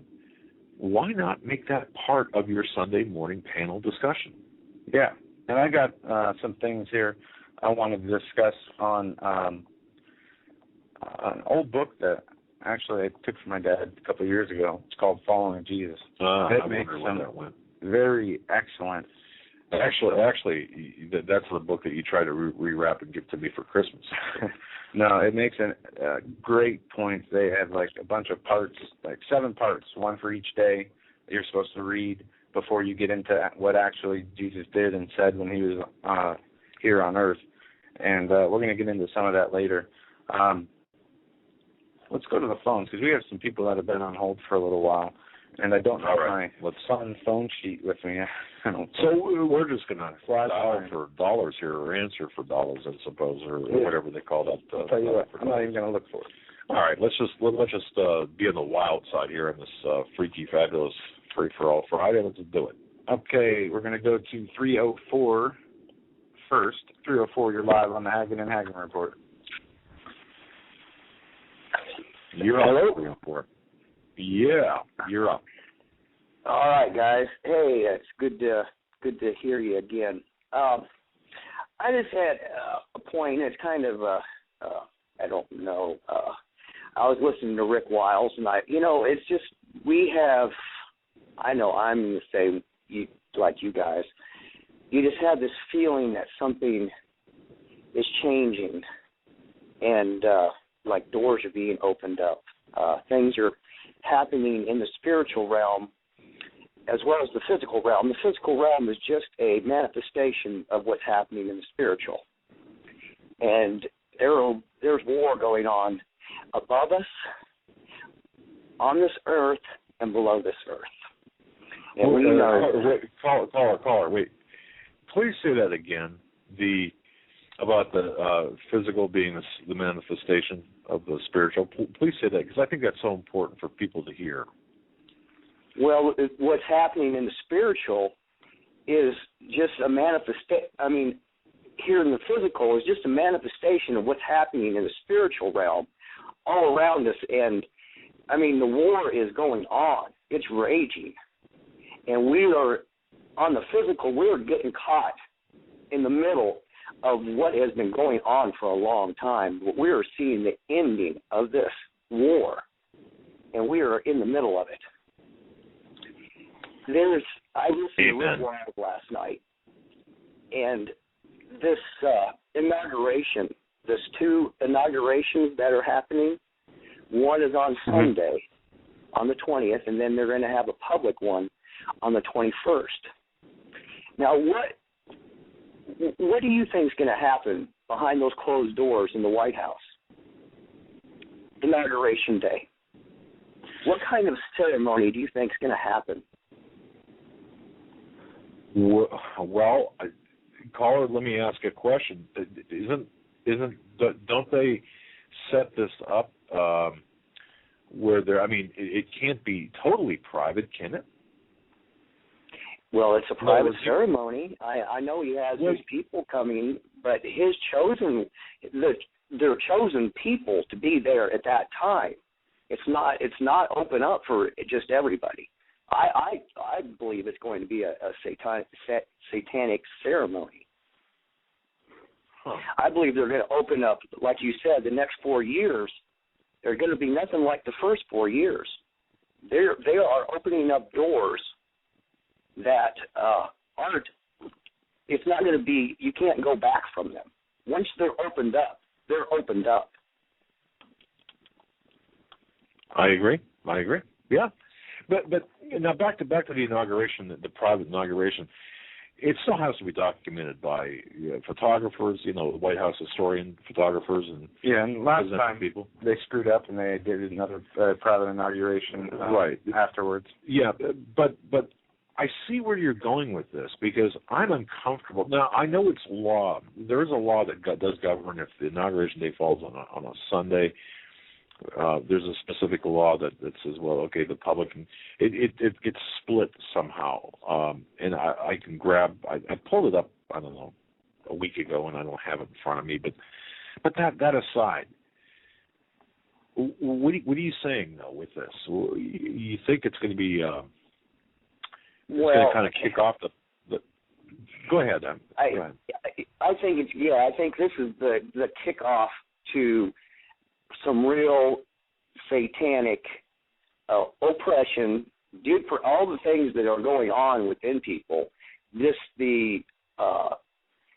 want to be told what to think. They want to be told how to feel.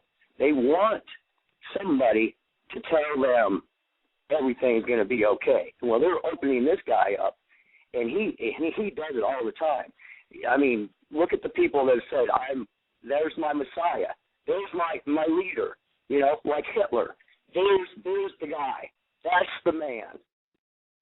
And he does not tell them not to.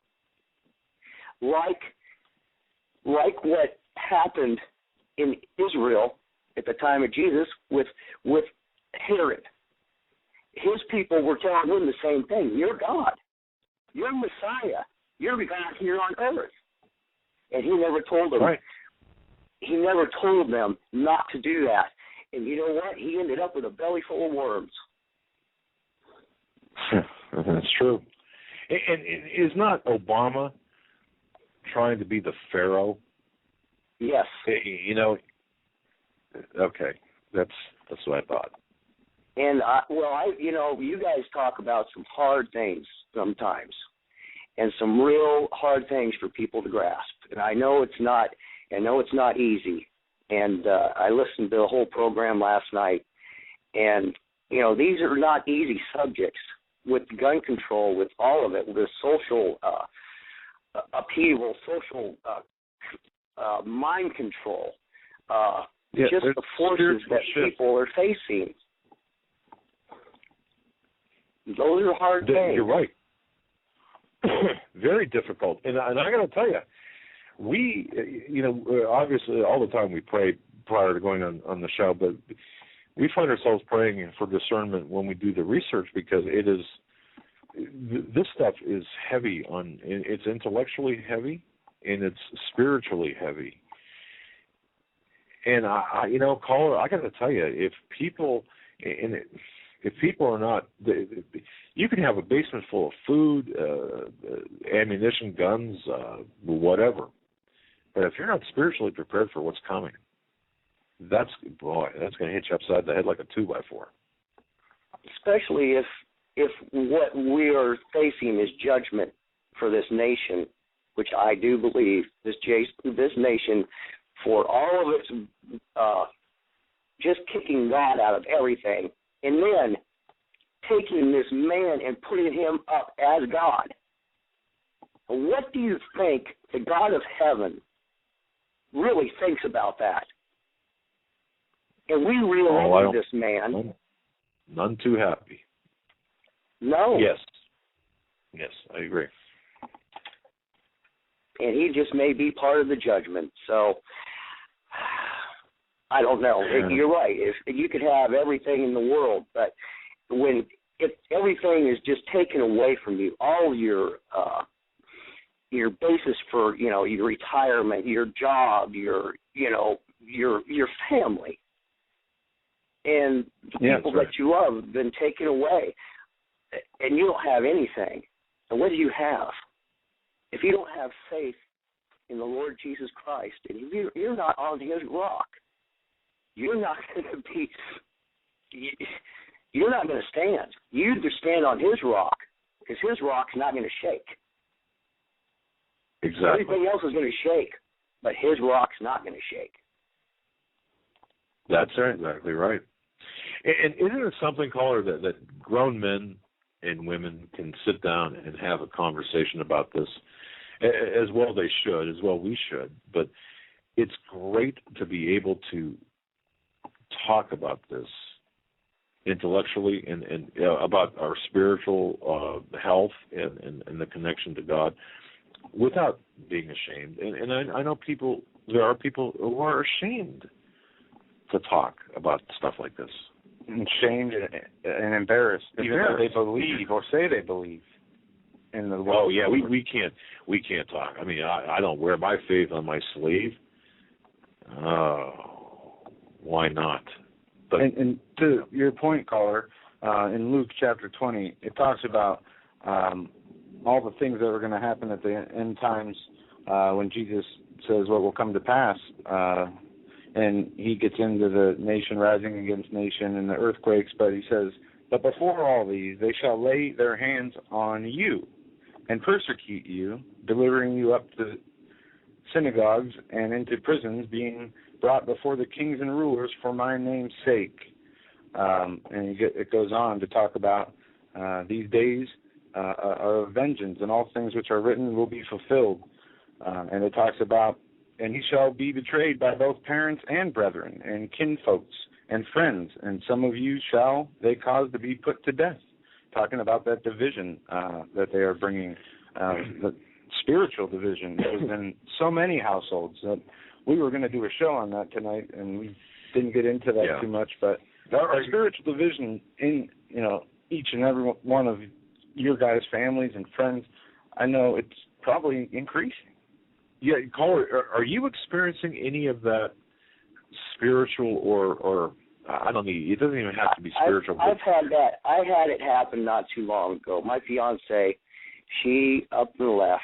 She didn't like what I listened to. She didn't like, because I basically turned off the TV. I don't want to be polluted with a bunch of garbage. I have a hard enough time on my own without the pollution of the sickness that's in the air. And the TV is the main culprit. It's the biggest mind-washing, mind control tool ever devised by anybody. And it's being used fully. And people don't even know they're connected to it. That's what determines what they believe. That's what determines how they feel on a collective level. And it's never been done before. I'm sorry to hear about your breakup, but I think that at this point in time, our survival is going to depend upon being with like-minded people who are spiritually in tune with one another and on the same page. I realized, and I do believe, the Lord has His ways, and He gives and He takes away. I mean, for me, I know it was the best. It hurt because I dearly loved her, and I still do. Right. But I know that what she wants in her life and what I want in my life are just two different things. You can't be unequally yoked. And I think Steve Quayle, he brought that out in one of your shows, that it was happening to other people too. And it was about that time that, it happened to me too. So, and I understand that the Lord, my thing is, I go to church on Sunday morning, and I'm there with my mom, and I'm there with my brother, and my brother's the pastor, and I sing with him. And my main thing that I do during the week is right there Sunday morning to worship. I've always been a worshiper, and I could have been a rich man if I wanted to worship somebody else. I never did. Right. Well, you said a lot, and I think that let me tell you something, Goer. I've got this yesterday morning, I think it was, or the morning before. When I got to my office, I opened up my email and looked, and 2 back-to-back emails were from people saying that they are now no longer welcome. One was from a woman who said, "I'm no longer welcome in my son's home." We talked, we opened the discussion about politics, and it was so sad to see the division. And the second one was from a young man. I don't know how old you are, but but probably I would say about your age, whose wife said, "You know what? You're crazy, and you need to seek medical help if you think that things are bad, because they're not bad. Look around. There's nothing wrong." And he went to great pains to talk about the spiritual element that they were discussing, but 2 different levels. I mean, just on 2 different pages, and so many. I've never gotten emails like this. We've never gotten calls like this. The spiritual division is so prevalent. Well, we're being divided. But God is doing, this is the important thing about what you guys do. I've been listening to you for a while now, but I feel like you guys are my friends.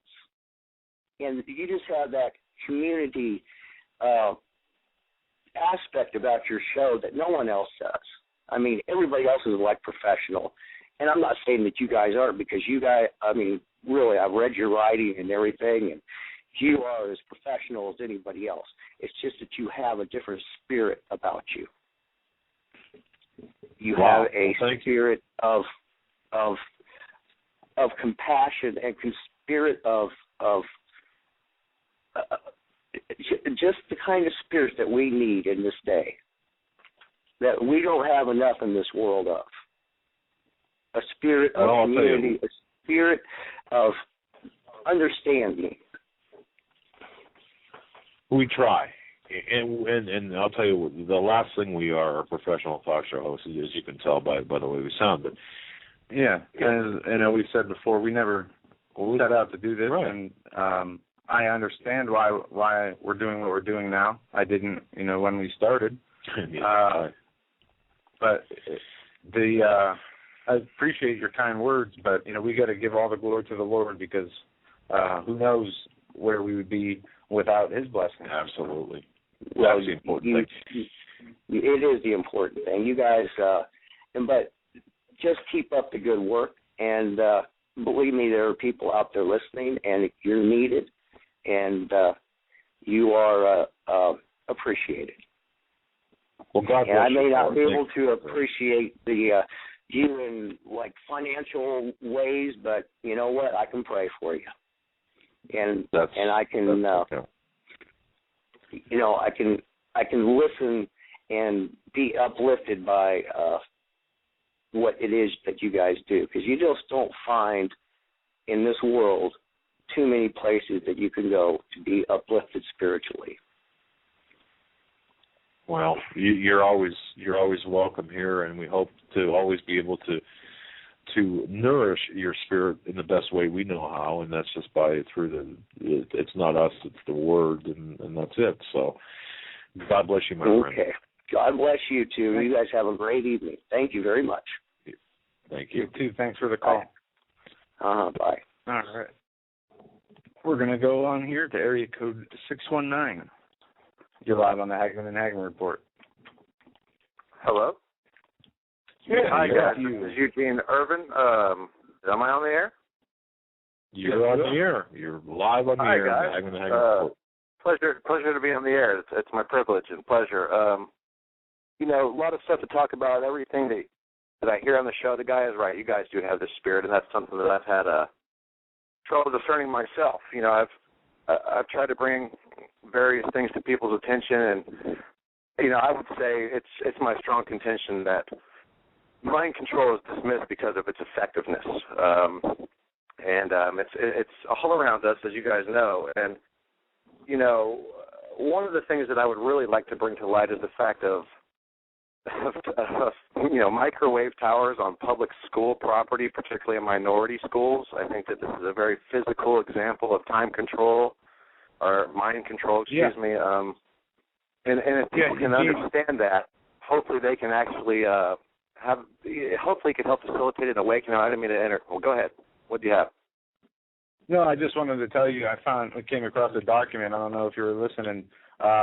It talks about electrical, how to use electronics, lightning, different microwave frequencies, and in the document it talks about the placements of antennas, antenna installation. Including cell phone towers. And I don't know if you're in chat. I'll post a link in chat. If you're not, you can find the document. It is entitled, it was just released a day or two ago by the Department of Defense, and it is entitled Electromagnetic Environmental Effects Requirements for Systems. We understand where you're going with this, and you do champion the cause for cell phone towers and their placement near the schools and what have you, and we think it's an important topic. They're also selling, churches are selling their old bell towers to put cell phone towers in there. Yes. Absolutely. And here's what we know. I'm not in the chat, but I'd refer anybody to the official Department of Defense document released in, I think, 1967. And to take that into the proper context of time frame really speaks a lot of what we see presently, and that is simply, this document is called The Development of Weaponry for Psychological Warfare, and, it gets into the flicker rate, inaudible transmissions via, microwave broadcast, and, the silent sound subliminal system. I don't know if you guys are familiar with that. It's, you could Google just the 4 S's or type in, the sounds of silence. And, when it gets to the part in this document where it says that they're steering subjects in real time via inaudible microwave transmission, gentlemen, I'll be digesting that statement for the rest of my life. I mean, literally making people doing things that seemingly of their own volition, which are, synthetic telepathy. Maybe you've heard the term. It is a reality. It is definitively shown to be effective in human beings, and it has been implemented globally to such a large scale. The sheer magnitude of it basically makes it incomprehensible to people when you have this normalcy bias and all these other things. And when we're looking at a public that is walking around in post-hypnotic suggestion, literally due to flicker rate, chemical, salt, BPA, fluoride, lithium, it's the list goes on and on. And so, again, mind control is dismissed because of its effectiveness. And to touch on the Nazi subject, it's clear that, there had been a Nazi faction that had infiltrated this country and has continued to the present day. And we are still warring with this. The people that have the audacity to put the runways in the shape of a swastika at a major airport with these murals that are dedicated to the New World Airport Commission and all of these things, this is the blatant mockery of the human race, and these are the racist faction clearly. And, I sent you guys a video of a school. It's the largest elementary school in the Dallas Independent School District in Texas, and it's named after, perhaps the best-known Holocaust victim out there that left a diary, her name Anne Frank. And this school is named Anne Frank Minority School. It boasts a microwave tower on the playground, guys, okay?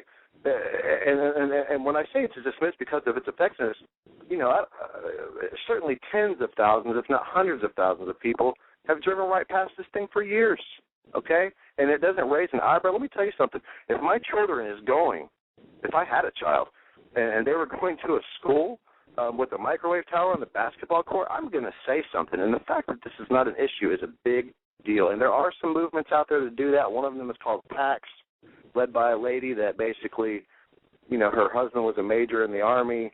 And these things do cognitive disruption, and that's one of the applications that the military had used them for. I mean, we have to remember, we got the microwave in our kitchen because it was initially researched and developed by the military. It was used as a weapon, and it still is today. And the problem is this. You have this globally implemented system that, is multi-arrayed. It can disrupt the avionics of incoming ballistics, for example. You put fine particulates of heavy metals in the atmosphere through chemtrailing, and then it's adhering to this electromagnetic frequency. Guys, that's a force field. Okay, I don't know if you've heard that before, but basically that's a bubble, and it's really rudimentary. It's going to disrupt the avionics of incoming ballistics, and basically, I watched I'm sure you guys heard about the missile that flew over Denver the other week. Meanwhile, there's drone. It was on the front page of the paper. In Denver, the Denver Post, a drone almost collides with a commercial aircraft, for Christ's sake. So people just don't even understand what's going on around them, and it's so hard sometimes to have compassion on them and to understand ways in which to really reach them. And to do that with a physical example, I believe, is a key thing to do. And the work that you guys do is amazing. And the fact that you know Jesus is even more amazing. I'm not ashamed to admit that I believe Jesus Christ here in the flesh. In fact, I know it. And it's sad to consider, guys, that it's a blasphemous thing amongst most Christian circles to consider that there will be men on this earth who will do even greater works than Jesus did. And in fact, I had to really wrestle with this. Are you guys there still? Yeah. Oh, yeah. And I agree. Okay. I mean, they have to guys, perform these signs and wonders. It's in red letters. It's in red letters in the Bible. It says that it's John 14:12, and it says that there will be men on this earth who will do even greater works than I did. And if anybody wants to be a biblical literalist and not take that in the proper context, all I can do is pray for them at this point, because I believe that the second coming of Christ comes back through the body of Christ. And gentlemen, that is us. Steve Quayle is one of the only noted people in the public mind that I've ever heard understand what the word church actually means, and that is basically, the called out ones, or the called out. And when we understand that radically changes the entire meaning of where we are right now. It doesn't mean book. It doesn't mean building, and it's written on our hearts. And so to overcome these things, we live, you can go see a zombie apocalypse preparedness warning on an official, government website. The CDC's website is, quote, a humorous feature. And on that same website, you could see the statistical fact that we have less than 20 years, according to the CDC's own website, again with the zombie apocalypse preparedness kit on it. We have less than 20 years, guys, before every child in this country by age 8 will have autism. That is a statistical fact generated from the CDC's own numbers, and if people cannot wrap their minds around that, there has to be a reason, and it is because we are under assault. They are literally affecting the very hearts of men and women and children. This school, Anne Frank, under a national renovation project amongst schools, added a section to it with flags that are incorporated into the architecture.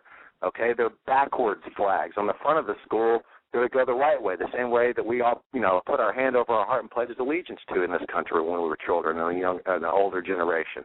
And this is a highly subjective, subliminal environment, and it's terrible what they're doing. And we see this, we've been documenting this specifically in minority areas and urban centers, and also particularly on minority schools. This is across the country. I talk too much, guys. Sorry. No, well, I'll tell you what, caller. We've got a full bank of callers. I think you made your point pretty clear, and I think that people got the message. So what we're going to do is we're going to keep this in the forefront. Yeah, and we should explore this more, because there is something to this. I definitely understand. Hey, there's a great video out there, guys. It's called the Columbia Experiment. It's on YouTube. The physical examples of mind control. It shows a nanofibrous material that sits at the base of the human nervous system. That golden metal strips are encased in a nanofibrous material situated at the top of our necks. This is not just Columbia, but if you look at the insignia of that manufacturer, it's a swastika. It's the same thing that you'd see at DIA if you were flying over it in the runway. So, thank you for your time. God bless you guys. Christ be with you, and thank you. Good. Thanks for your call. Thank you very much for your call. All right, guys. Yeah, and one of the subliminal messages that he talks about, the blatant symbology, is the upside-down cross on the back of the chair of the Pope. I never really got into that until you look at it. See, it's one thing for somebody to say, well, that's in your face. Yeah, but it's one thing to say it's they're deliberate, and it has a deliberate meaning, because I look at, for example, somebody designed our logo, okay, for the Northeast Intelligence Network. Somebody had designed it. And at the time, in fact, if you go on HomelandSecurityUS.com, you can see where the meaning behind it. Okay, well, they're like 4 boomerangs, and one is red and the other 3 are blue. And it was at the time, okay, now, folks, at the time that I did this, that I asked this to be done, it represented the 4 planes, and the one being the one where the people fought back, allegedly, okay? So that was my mindset at the time. But since that time, I've received hundreds, if not thousands, of emails saying, well, that's really a hidden swastika. That's a swastika. No, it's not. It never was intended to be. Okay, so I could understand, the mindset, people looking at for example, the upside-down cross, the Pope. It's context, but when you look at that, Joe, what you mentioned, the context, much more. Okay, yeah, you have to take it in the context. I understand that, and I'll tell you something. It's frightening. I just don't understand. There's no logical reason. There's no. Well, there is in the context. You can't explain that away. No, you can, but it's uncomfortable for people listening to it. Whereas our logo was, you can explain it away, and you would be in trouble. What they were doing is open mockery. Yes, it is an open mockery, and it was intended as such, and that's my big thing with and folks, that's my big thing with this researching this Illuminati and this the global governance and these people behind this, because once you start pulling at that thread, then you see, oh wow, wait a minute, there's like a whole bunch to this. And it gives you reasons for what's taking place today. That's kind of where I'm coming from. It's kind of like one big continuous crime scene that you're investigating, and that's kind of how I look at it. But go on. I know we got a full bank of calls. Yes, we do. We have a lot of callers, and hopefully we can get to you all. We're going in order of time on hold, and Sheila is up next. Thanks for waiting, Sheila. You're live on the Hagmann and Hagmann Report. Hi, guys. That was an interesting phone call. My son Matt used to build the cell phone towers.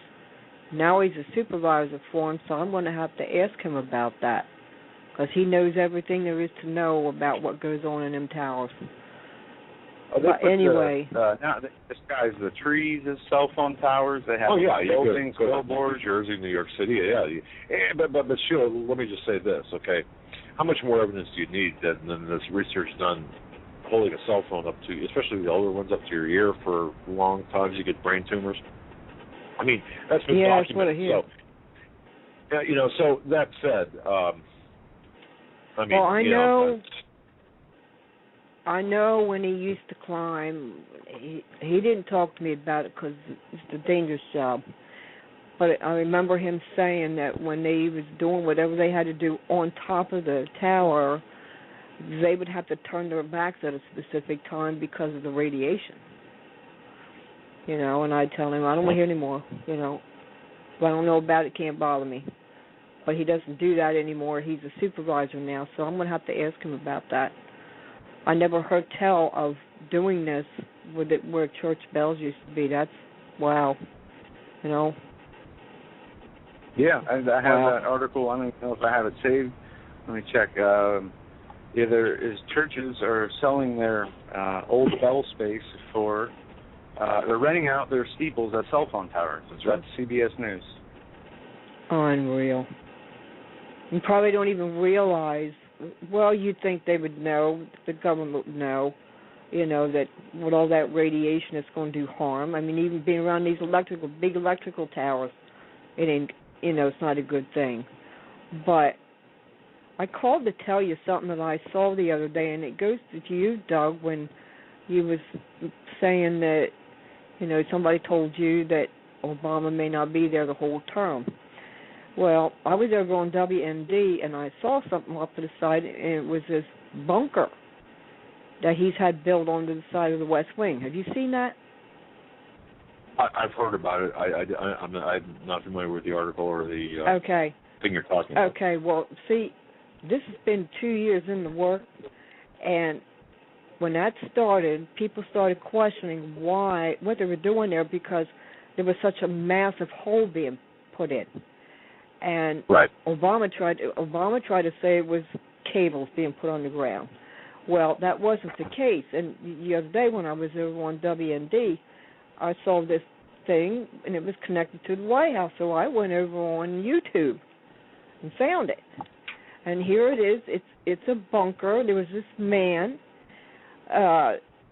dressed in a suit. I have no idea who he was, and you might have thought he was doing a tour in a museum or something. And he was showing the bunker, and the bunker's white, and it's got these fancy windows, and it's connected to the West Wing. And there's like 3 windows and it goes down into the ground. But he said, this is where the Obamas are going to be living for a year while they rework the White House. So I'm thinking, okay, last time I knew, the house belongs to the people. So what's he doing in there? Him and Michelle is going to be in a bunker for a year. Does that mean he's going to take? Is he going to take Abe out? Washington? You got to wonder. Well, when I say that's right, I mean the house belongs to the people. It's our house. We're allowing him to live in that house. The White House is the house of the people, and I can't remember what the last time a president you could walk up. Well, when I was a kid, I remember being able to almost walk up to the lawn of the White House. And last time we went, we couldn't even get close to the street that could be accessible. So what is being done to our house, the house of the people? It's just ridiculous. I'm very interested in what is going on there with that construction. I do recall now getting a couple emails there, but I'm not prepared to say what it is, but I want to know. We're paying for it, obviously. Say. The man that was doing talking, he wouldn't talk about that. So I don't know. I got a feeling, and we're looking at a dictatorship. I think he's arrogant enough to take anything out that resembles another president. I do. I think he's going to change everything within that White House, and I got really ticked off when I seen a picture of him with his feet up on the desk in the Oval Office. That's right. And I found it really interesting that whoever the guy was that took that picture started at the soles of his feet. And he was sitting on the phone laughing. And this is something that really gets my goat, okay, folks? It really hacks me off. I don't know how else to say this. But let me tell you something. If I were in any way, shape, or form to serve in any capacity, even as an intern in the White House, of course those days are gone, I would have so much respect for the house of the people. Number one, I realize it's not my house. I would not walk into that White House. I wouldn't put my, unless I was fully dressed in a suit, I wouldn't put my feet up on the furniture. I would treat it as I was a guest in someone's home for the 4 years or however long I would be there. And to see it, and I'd have to say it began with Clinton. I'm sure it happened throughout the multiple administrations, but really to the public with Clinton, the way they treated it like a frat house, that really upsets me. You know, it really does. And Obama, it's a little thing, right, John? I could care less. To me, you know, you wear jeans into the Oval Office, you should be slopped around. I mean, the thing that bothers me about Obama and the White House is I've never seen him give an address from the Oval Office. You know, I don't know why. No, I haven't. That's a really good point. I'm glad you brought that up. I have not. Yeah, thanks for that, Joe. I never thought of that. You know, yeah, look, it's Sheila, it's something that we're going to have to look into because that bothers me. It bothered me when I saw it, the reference to it and kind of a summation of it. Now your call reminded me of it. Joe and I will look into it and we'll report back what our findings are. Watching this guy and listening to him, you know, I'm thinking, you know, you're a moron. Why ain't you asking questions here? You know, what's he going to do to our White House? He can get his feet off of the desk. The Queen Victoria gave the White House that desk many years ago. You know, he's an outright disgrace and he doesn't belong in there, and it's time to evict him, if we could. Eviction, we have to. What last I knew, eviction papers had to have the name of the person on it. We're not sure what his real name is. With that said, Sheila, God bless you. We're going to let you go. We had a full bank of callers. And we're up against the break. God bless you, Sheila. Okay. Talk to you later. Bye-bye. All right. You know, Sheila's a great caller. She really is. She brings up some good points. And absolutely. I got to tell you something. You know, now that she mentioned that, and ladies and gentlemen, does that bother you a little bit? I mean, to me, it bothers me a little bit, only because, see, I don't think we have to really know. For example, the security, we don't have to know about that. But if there's something going on, like, you know, something really major, give us at least something. Don't lie. Just, I mean, tell us, look, yeah, it has to do with the security of the president, or it has to do with operational security, or it has to do with whatever. You don't have to give us details. Just tell us what it is. Or, hey, it could be a new pool room down there. Okay, I don't know. But to me, it makes no difference. I could care less. Well, America's destroyed. They might as well bulldoze that place anyway. But see, just be okay. And I'm glad you shouldn't even care about it. No, I'm glad you said that. Care about the spiritual, because things are moving very fast. Yes, things are getting very bad, and I understand. You know, 10 years ago, I would definitely agree with you. But now, wait, it's not a concern. I do not care. I am caring less and less about anything that does not have to do with. But hold on a second. Work with me on this for a second. As an investigator, think about you're working for a high price or an insurance company. Okay.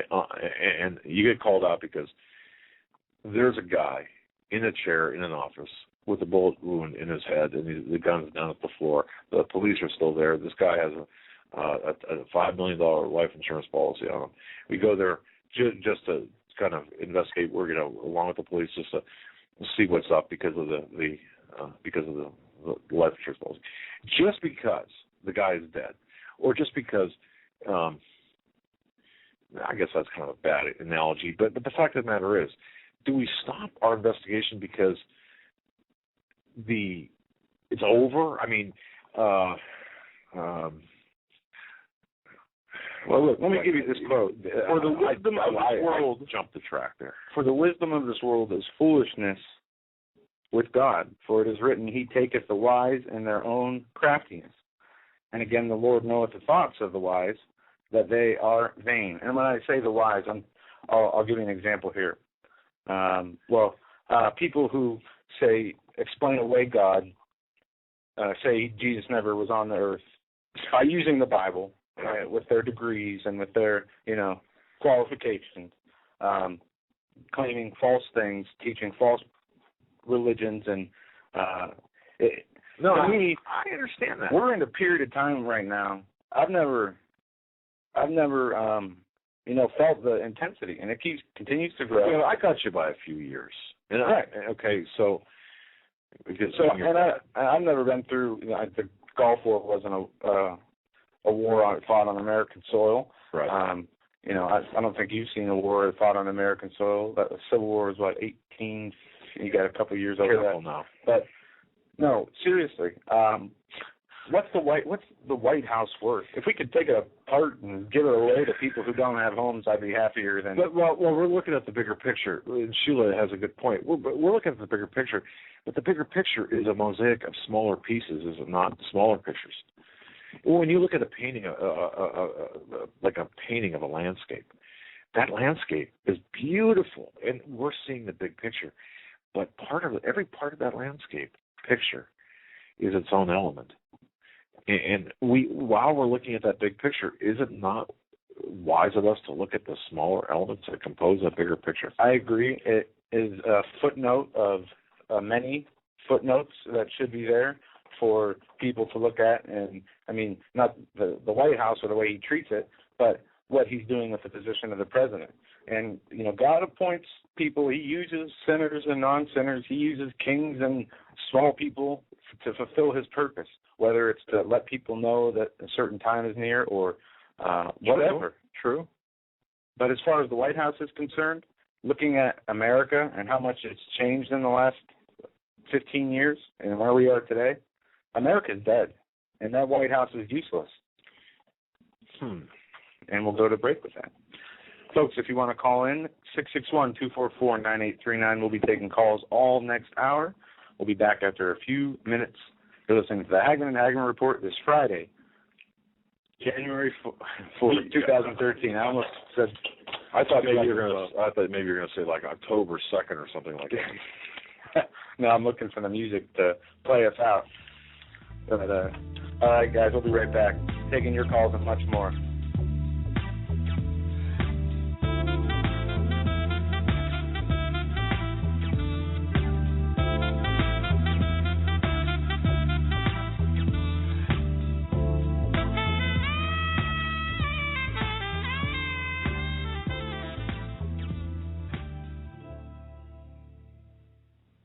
If you're stumped, you don't know what kind of gift to give to a friend or a loved one, I'm telling you, you must go to 4physics.com. That's the numeral 4, PHYSICS.com. This is your one-stop shopping palace. That's the only way I can put it. I could spend easily an hour on this website. Innovative, fun, educational. There are games, books, weather instruments, unique time-telling devices, jewelry, optical devices, laboratory equipment. Let me give you an example. We all know we can tell time with a sundial. You've seen those advertised. Did you know that you could tell time by the stars? At 4physics.com, you can buy a horologium nocturnum. This was a navigational device used in the 15th century by navigators at night to tell time by the stars. It's beautifully crafted in the shape of a pendant made of bronze and pewter or gold and silver. Absolutely a stunning gift. I would be proud to give it to anyone. You must go to 4physics.com. Even if you're not stumped, that's 4physics. That's the numeral 4, PHYSICS.com. It's your one-stop shopping palace. Any problems that you have, I don't know what to get Grandpa, I don't know what to get my loved one, that's unique, you will find it at 4physics.com. Please take my word for it. Go to the website, but give yourself a lot of time because you're not going to want to leave. 4physics.com.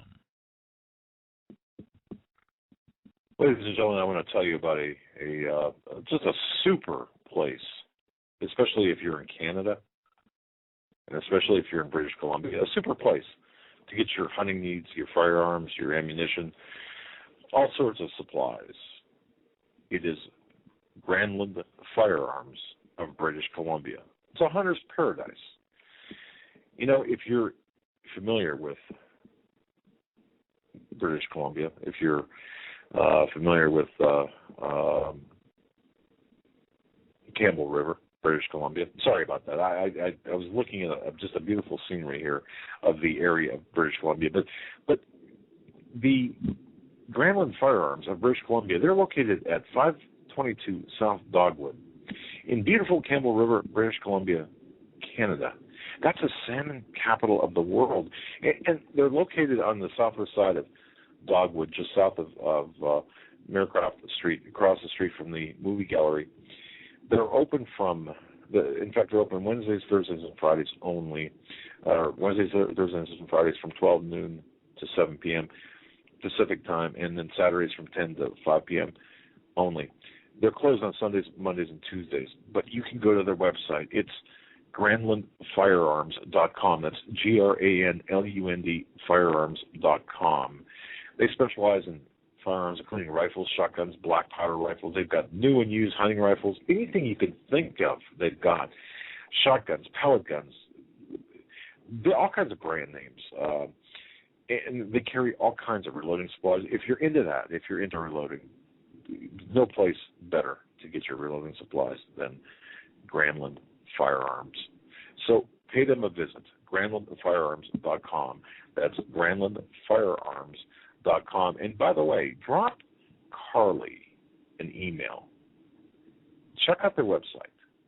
Drop Carly, the owner, an email and say that you heard about their shop on the Hagmann and Hagmann Report. You better wake up fast and listen to this, America. The Obama campaign has launched attack squads disguised as truth teams dedicated to intimidating and silencing all political dissent carried over the Internet that criticizes the Marxist Obama. Truth squads specifically focused on covering up Obama's endless trail of lies, corruption, and subversion, and using the Gestapo power of our own government to police and censor the Internet and shut down websites that dare to carry the real truth about Obama's Marxist coup. Remember the names of these Gestapo-style agencies at work right there in your neighborhood: KeepingHisWord.com, KeepingGOPHonest.com, and AttackWatch.com. KGB, SS, and Gestapo-style police-state gangster organizations at work to silence the important voices of patriot dissent, some of which have already been shut down by Obama's orders. Adolf Hitler would have been proud. We're the 21st century Tea Party patriots.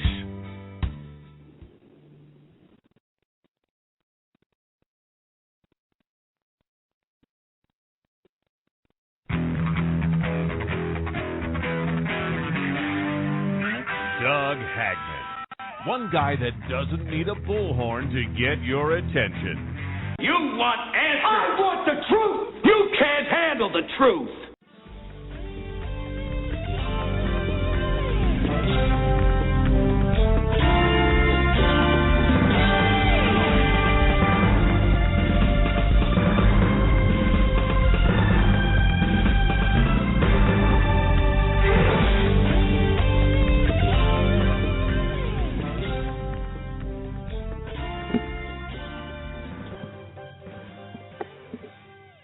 And welcome back, ladies and gentlemen, to our third and final hour of the Hagmann and Hagmann Report this first week of January 2013. Today is the 4th. I want to do a little bit of housekeeping here. Don't forget, Sunday night we are having a special program, 9 to midnight Eastern Time, with Steve Quayle. And folks, another very special guest that you are not going to want to miss. Oh, yeah. And if you could do us a favor, if you could spread that around Facebook, the article, go ahead and click on the article, like it, or even copy the URL and put it along around Facebook, the social networking sites, because people really need to hear this Sunday. And I really think that, and I don't know very much about this person. I understand, right, like what he does. I don't know who he is. I never talked to Steve about him. I have only read a few things. I've only heard just a few things said by other people. But this is going to be explosive. And I think so. It's going to go viral. I guarantee it's going to go viral. And even if it doesn't, that's fine. But we want people that want to hear this information. There are people that need to hear this information. And it's going to come out Sunday. Yeah. And you know, go ahead, Joe. I hurt in my heart for people who don't get it right now. I just do. Yeah. And what we're going to do, I've received this clip many times in the last couple of days about a North Carolina police lieutenant warning of martial law in early 2013. I'm going to play this clip, then we're going to go to phone calls for the rest of the show. It's only 5 minutes, but there's a purpose I'm doing this. Please listen closely to this caller and what he has to say. He called into some show. Was it Alex Jones, I thought? No, he replayed it. Okay. And that's what kind of got it circulating, I think. But listen to this call, and then I'm going to ask some questions when we're done. Here it is. We'll take a caller now. We're going to take a Lieutenant McCoy from North Carolina of Asking Military and some police call in and talk to us tonight. Lieutenant, welcome to the program. Are you there? Are you there, my friend? Yes, sir. I hear you. All right. And you're a lieutenant in the police or the military? The police department. Okay, welcome. You been listening to the show for a while? Oh, yes, sir, for years now. Bless your heart. And what's your opinion? Things are going downhill very quickly, sir. What are you hearing from your superiors of what's coming down and what you're looking for? Well, they're looking for it to happen, and they're training for it to happen. Now you said they're training to take us down or training to defend us? Yes, sir. Training to take us down. And really? Law enforcement here in North Carolina has started training with drones, military-operated drones. Wow. Okay, they started training with military drones in North Carolina. Yes, sir. That's correct, sir. And your superiors are training the forces to take down the American people. Yes, sir. How are the forces responding to that? Well, one of the main things that, and with the breaking news, that the ATF and the U.S. Marshal Service is recruiting from law enforcement agencies here in North Carolina. They are, yes. And what they're planning on doing is they'll get the local officers in with the ATF and the U.S. Marshal Service. Now, the payroll will come from the state, but the equipment will be issued by the federal government, all except for the vehicle, and that'll be a totally unmarked cruiser that'll be issued to them. Wow. Okay, and the timeline, what do you expect to happen? The training is going to start within the next week with the officers that volunteer to do this, and mostly the ones that's volunteering are mostly the droid heads. That's what we call them anyhow. Exactly, the ones who are gung-ho to anything they're told to do. Yes, sir, and they're all pumped up. They're taking stuff to build their muscles artificially, and it's just unreal. I've been in law enforcement 31 years here, and I've never seen anything like it in my life. What do you sense yourself? I'm sorry, sir? So what do you sense happening yourself? What do you sense, and what's your timeline you sense? Well, I figure it's going to take them about 30 to 45 days to get everything in line. Now, we have our governor here in North Carolina is one of the governors picked by President Obama to take control under a martial law program. Wow.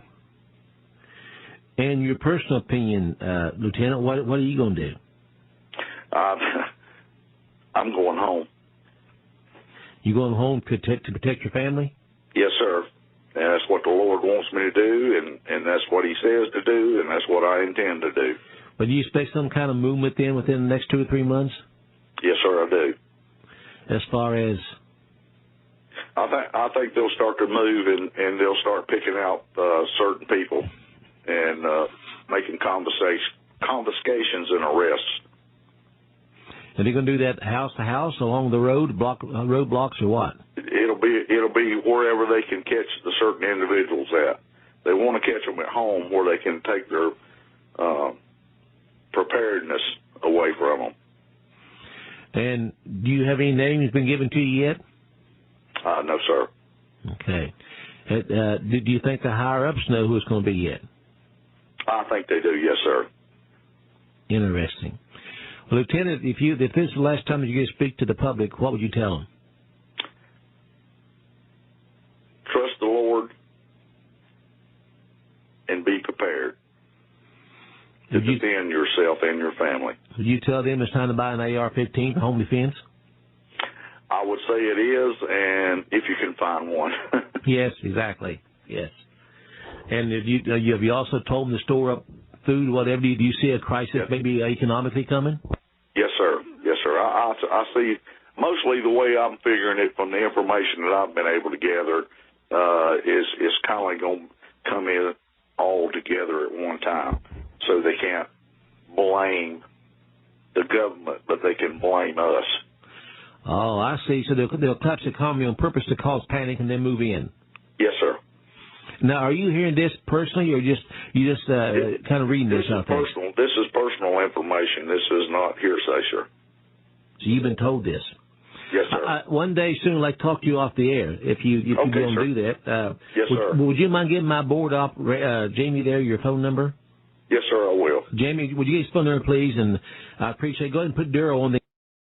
All right. Now, that was played and has been sent to me, and it's been around the internet. Yeah. And I'm not saying that it's not legit, but it reminds me of something. And those of you who have been listening to us for a while, I don't know if you remember, we got a phone call from a gentleman. It was just a regular day, and he called in and gave us a lot of, precise information of similar things happening and time periods, and all of a sudden an email surfaced the next day from a government organization circulating around government circles talking about it. There was an article on Before It's News that actually displayed the email about the caller on our show. And, I mean, I'll leave it to you for your discernment. I don't know for sure, but it just didn't sit right with me. I'm not saying the guy's lying or making anything up. I don't know. And when I hear people, saying it's going to be, this much time and this is what they're going to do, I mean, we know that they're going to use drones against us. They're going to have 30,000 drones in the sky. There's drones everywhere already in America. Absolutely. We know that they're going to clamp down in this country. We see it happening right now in front of our eyes. But regardless of that, whether you believe them or not, this stuff is happening. Yeah. But we need to just look at what is coming out and being, pushed on us. I don't want to say pushed on us, but what is being, some things are just constantly, everybody sends you an email if certain stories happen. Yes. And this was one of those. So use your discernment. Listen to it a few times and use your discernment, because that could be completely off base. My question, I mean, he came out of the box with he gave his name, I thought, did he not? I could be wrong. He said this is Lieutenant so-and-so. And then, of course, the question was military or police or military, and there was a kind of an awkward pause there. Yeah. I guess I'm just very skeptical, but I don't know. It wouldn't surprise me if things happen the way he said it did, because I know how fast things are moving. But we just have to be careful and take it for what it's worth. But see, what if? And I compare this to like September 10th. If a caller would call into a talk show and say, well, you know what? That's even a bad example. This gentleman obviously is attempting to warn others that the plans are in motion, that martial law is going to take effect. And of course, how many times, how much stress can the American people take? Folks, how much stress can you take? Yeah, and I want to add this, and we'll go to the phones. I was reading comments on somebody posted a YouTube video of the caller we got that I just was looking at like last night. Yeah. And, there was all these comments about all these fear-mongering things that never come true. Like, there was no October surprise. I mean, things we never mentioned, things we never, and I'm not saying we didn't mention the October surprise, but like they were throwing Nibiru in there and this YouTube video comment section. Right. And there's always that. But people don't understand, just because things don't happen the way even the people who think they know and tell people, the way that, it might be different. And we, in my opinion, we did see an October surprise. We're still seeing it. Yeah. We have this whole economy situation. We can't even go back to the elections to see if there was. I mean, we know that there's reports of fraud, but we can't even get that straight. We can't even get the Aurora facts. I mean, things are moving so fast. We don't have time to focus on all this. We just know it's coming, and we know what we have to do. Yeah, and that's a very good point, Joe. We're going to go back to the phones. Let's see, area code 903. You're up next. You're live on the Hagmann and Hagmann Report. Well, howdy, Doug. Howdy, Joe. This is Russ Shackelford. I called the other night there when y'all did your kind of prediction show there, and I predicted $125 a barrel on oil, and that they would announce that we were going to be. Yeah. How y'all doing? Very well, thank you. And yes, I recall that $125 barrel oil. Interesting. We were going to announce I can see that. Yeah, we were going to announce that we were energy independent. So I had a couple of things I wanted to throw in there. Had a big conference call today. Had a little chat with a bunch of the powers that be. And I'm going to make another, not a prediction, but I'm just going to kind of toss some stuff out there. There's going to be 2 big oil finds coming up here in the next probably 6 to 8 months. One of them is going to be in Nevada, and one of them is going to be in Michigan. And you're going to start seeing oil and gas production in those areas going strong. But I also wanted to toss in, because I kind of brought up a question today there with them. There's some pending executive orders about nationalizing the oil industry. And one of the things that come up on the conference call was what was going to happen with us guys that actually, we keep the oil flowing.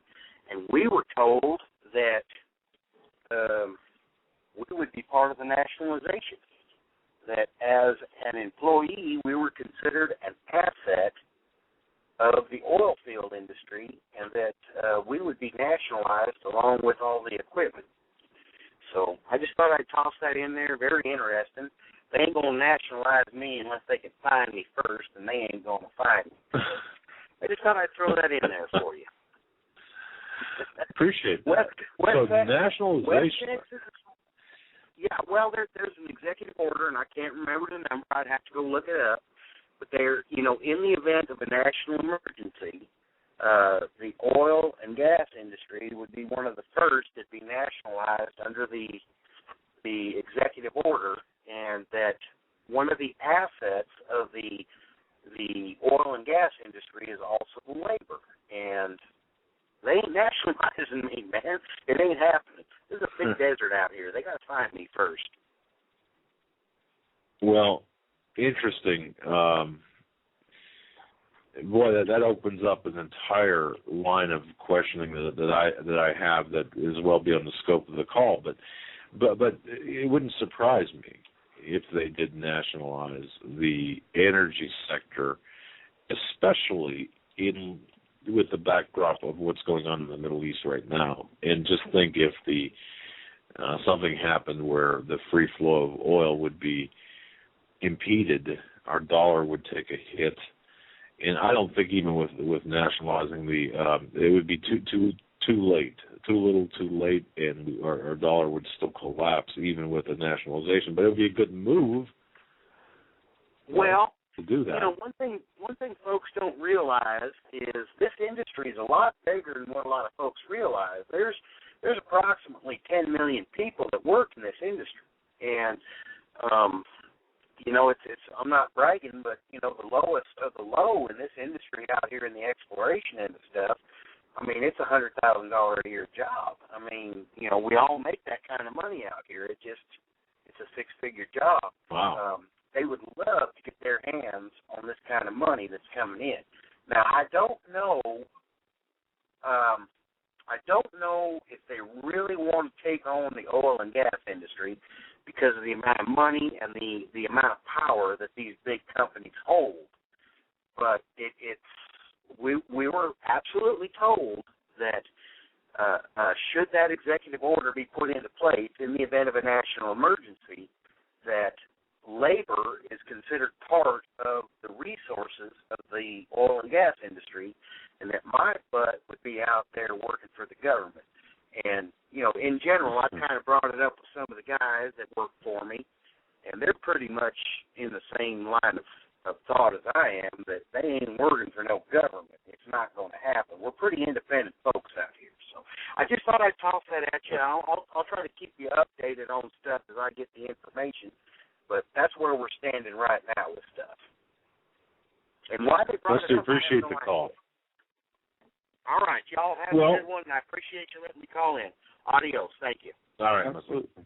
God bless, man. Anytime, Rusty. You know, what I said was would be a good idea. It'd be a good idea from the standpoint of a tyrannical approach, or a socialization or a communist takeover type thing to nationalize the energy sector.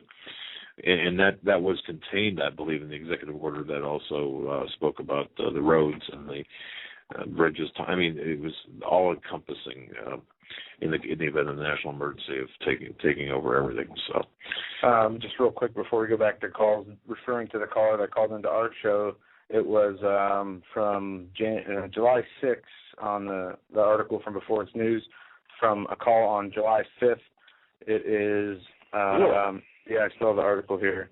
The guy called in, I think, 73 minutes into the show. These were his predictions. The next step will occur very soon. There's going to be a tipping point. All communications will be cut. The U.S. will go to war with Iran in October. There will be no elections. And that was the information that was given to us on a call. And it was circulated in a government email like it was a test. You remember that? Yeah, and that's right. We talked about it after the show. Wondering, because that came out of left field, and I'm not trying to cast doubt on the North Carolina gentleman, because I don't know, but we have to watch for this. Yeah, because they could be diverting our focus. See, and that's it. People are so focused on this world and what's in this world and what's going to happen to this world. Well, we already know. No, that's true. It's already written and done. Interesting. All right, we're going to move on here. Let's see. Area code 970. We're coming to you next. Thanks for holding. You're live on the Hagmann and Hagmann Report. Hello, guys. How you doing? Well, I'm not bad. Hey, I just wanted to point out something. I know it's backing up a little bit. I wanted to talk about the Holmes shooter. Yes. In Aurora. I live in Colorado, and I went to that movie that night at a local theater with my kids, and I was up, by the time it got done, it was a midnight movie, midnight showing, all that.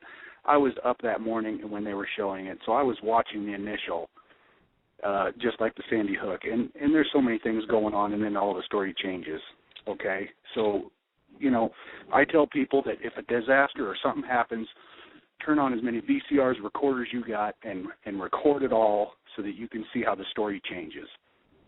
Now, you guys are in investigation. You understand that people can be under duress and not get things right and whatever. But still, the seeing the stuff, the cops, the moving around, all the multiple people talking about, a couple of shooters, whatever.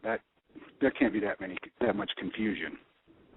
But my main point is that if this guy was a nerd and he was into this and whatever, the Joker does not have orange hair. He has green hair. I know what you're talking about. And this kid would not get that detail wrong. Yeah, there was one detail. I'm sorry, go ahead. No, there was just one scene in the movie where he changed the hair color in the previous movie. And I forget exactly. It was just a very short scene. I know exactly what you're talking about.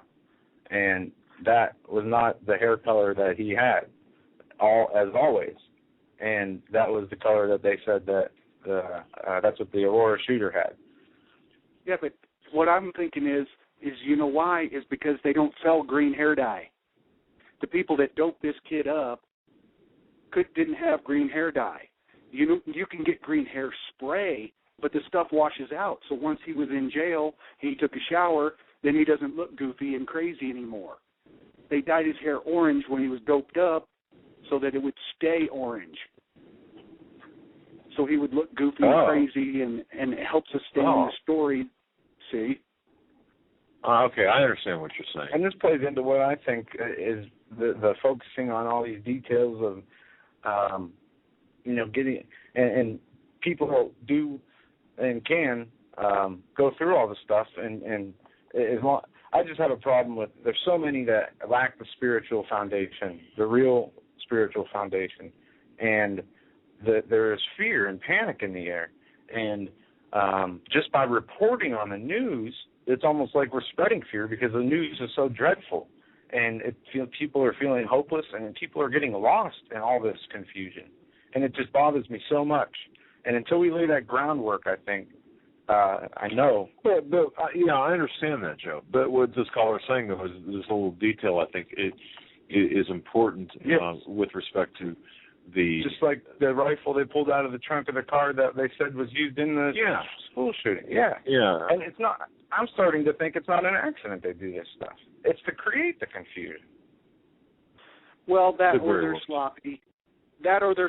But either way, no, I'm with you. We have the playbook, the Bible, and it tells us who wins, us. But we can kind of use it. I tell my friends we can use it kind of like the TV guide. As you see these things happening, you can go back and look at previous episodes and go, okay, well, this means that this, and you can kind of piece it together, not to be afraid, but to see how the things are going to happen. Like once Damascus goes, I mean, that's in the Bible. Once that goes, correct. Okay, correct. And that's proof. I've been talking with my son about a lot of this, and he's 14. I'm trying not to scare him, but I'm trying to let him know, because my ex-wife, she wants to take all the warm and fuzzy things out of the Bible, the good stories, and the we'll wind up in heaven and all this. But you can't just do that. The other part of this, if there's a heaven, there is a hell. And that's right. And if there is good, there is evil. And if there were good things that happened back then and bad things, then good things and bad things are going to happen now. And especially bad things. We are in, like Missler says, we're in a time where it is talked about more in the Bible than anything else. When it talks about, we are approaching that time. And the better we see and understand, we nitpicking on some details, we do that, but it helps us to fill in the picture of knowing what the Bible is saying and doing. And then real quick, I wanted to say something else. Everybody arguing about the Second Amendment and the rights and all that all goes out the window if there's martial law. That's why Bush and all them or whatever they're saying, it's just a piece of paper. It ain't worth it, it ain't worth the paper it's written on, or it's junk, because they're going to trash it. That is a signal. They're going to trash it. Your rights, all these things mean nothing when they enforce martial law. That's why I'm not a member of the NRA anymore, because I asked them, what can you do when they enforce martial law? You can yell all about the Second Amendment you want. You can yell about representation. I want my lawyer. I want too bad. You're gone. You're this. You're that. None of those rules matter. Well, we're in kind of a de facto martial law right now, to the extent, and look, maybe that's a harsh statement, but when you start at airports, you've got no Fifth Amendment rights. You've got essentially, that's to desensitize us for what's coming. They're slowly eroding at it and whacking away at it, so that when it comes down to it, when it goes, oh well, it goes. It's just like when the housing crisis was around. You heard about people losing their house down the street or around the block or in another state. And then it was a little, it started out, oh, this state's bad. And then, oh, this state's bad. Oh, and then this state's bad. Oh, and then somebody down the street that's bad. And then so when it finally happens to you, well, it finally happened to us. It's desensitizing. Very good. Just like video games. You're absolutely correct. It's all about control, conditioning. I mean, it's amazing how they promote the violence in the movies and the video games, yet can condemn the owning of guns. And, we can go through the statistics of how many people get killed by cars, how many people drown, get electrocuted, get shot. But when it comes down to it, it's just a complete lack of common sense from the people. And it is because they are too busy with the day-to-day things of life. Like it says in the Bible, they were in the days of Noah, they were marrying, they were partying, they were doing what they do on a daily basis, too busy, too entwined with their own lives to worry about what was going on around them. Right, but you know what happened with Noah, though?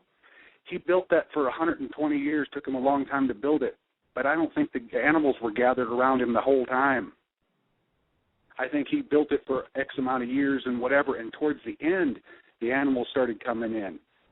So then he must have known something, or he figured out something. They didn't just show up and go, we're here in 20 minutes.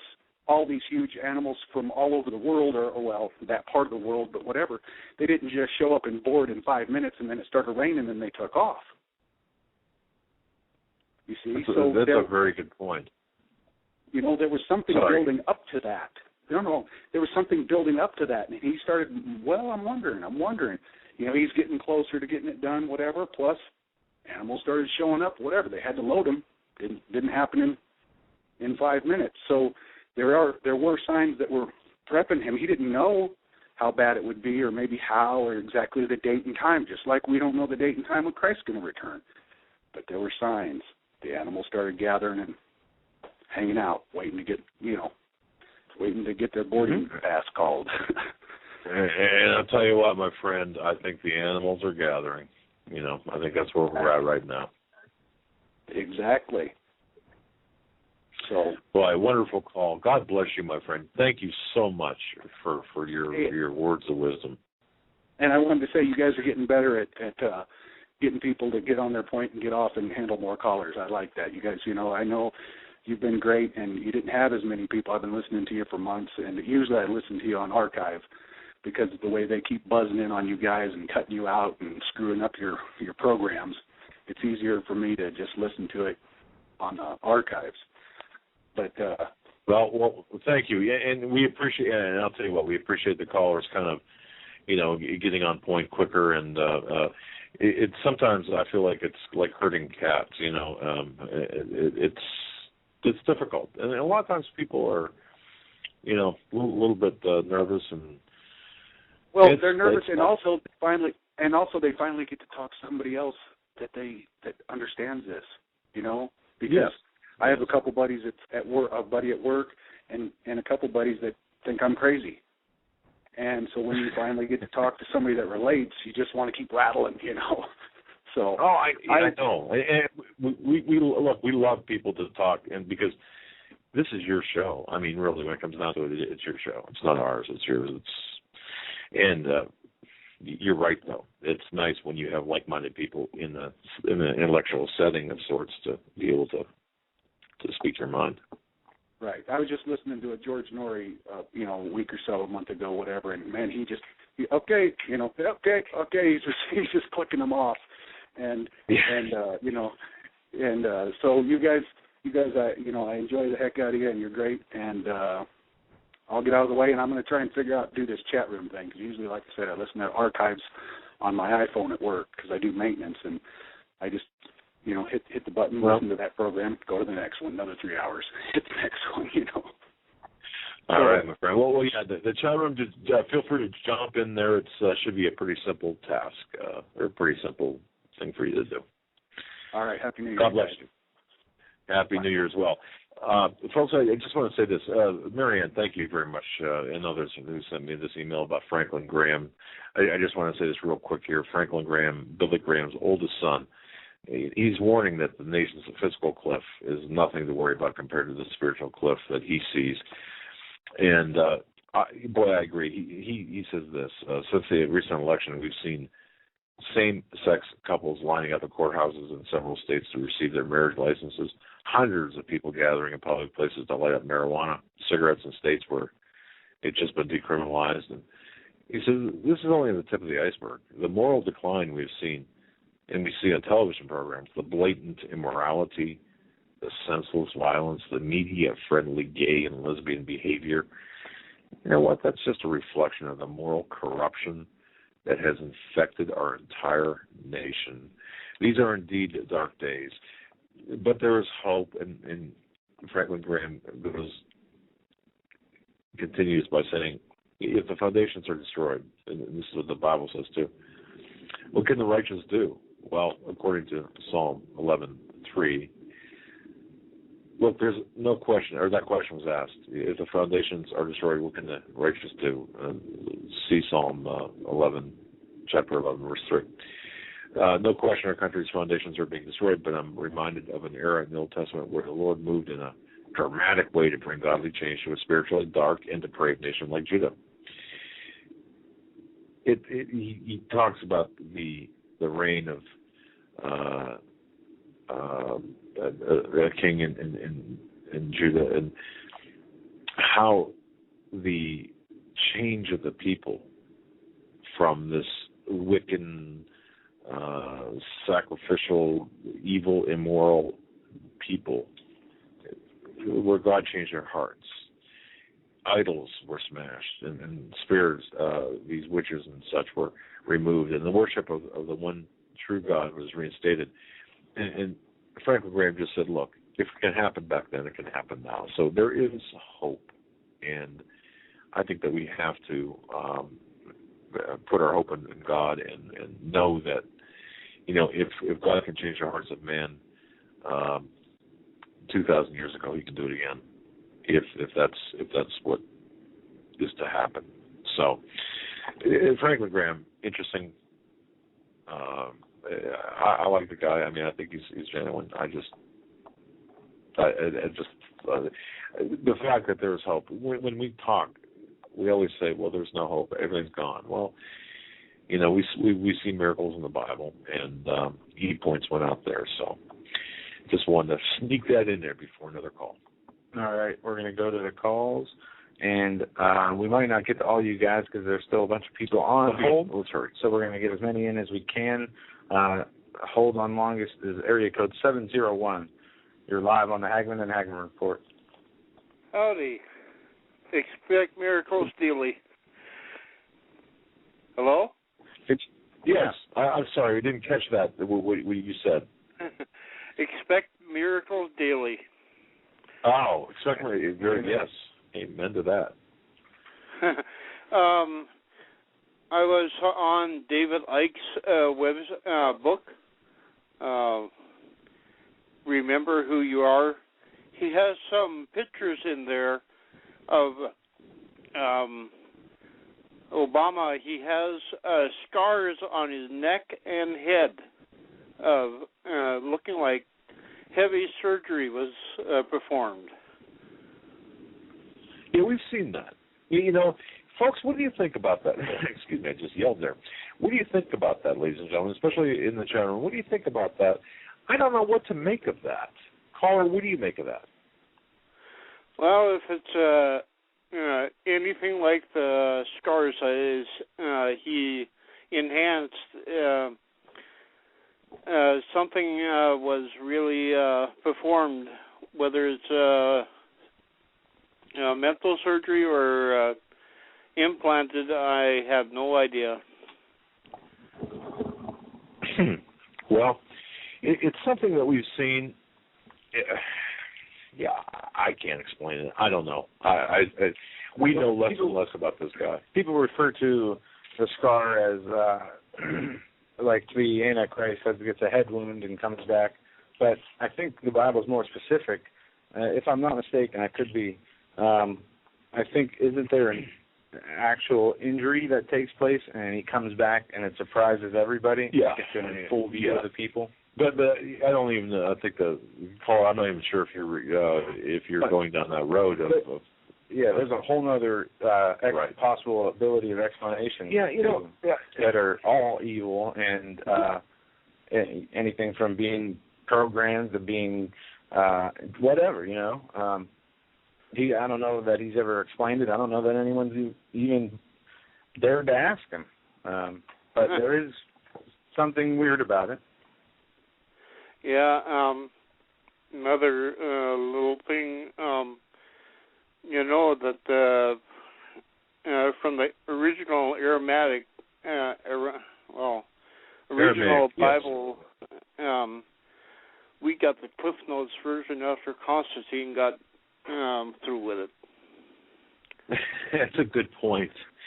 And people don't realize that back at the Council in Nicaea, what happened. They selected certain books, and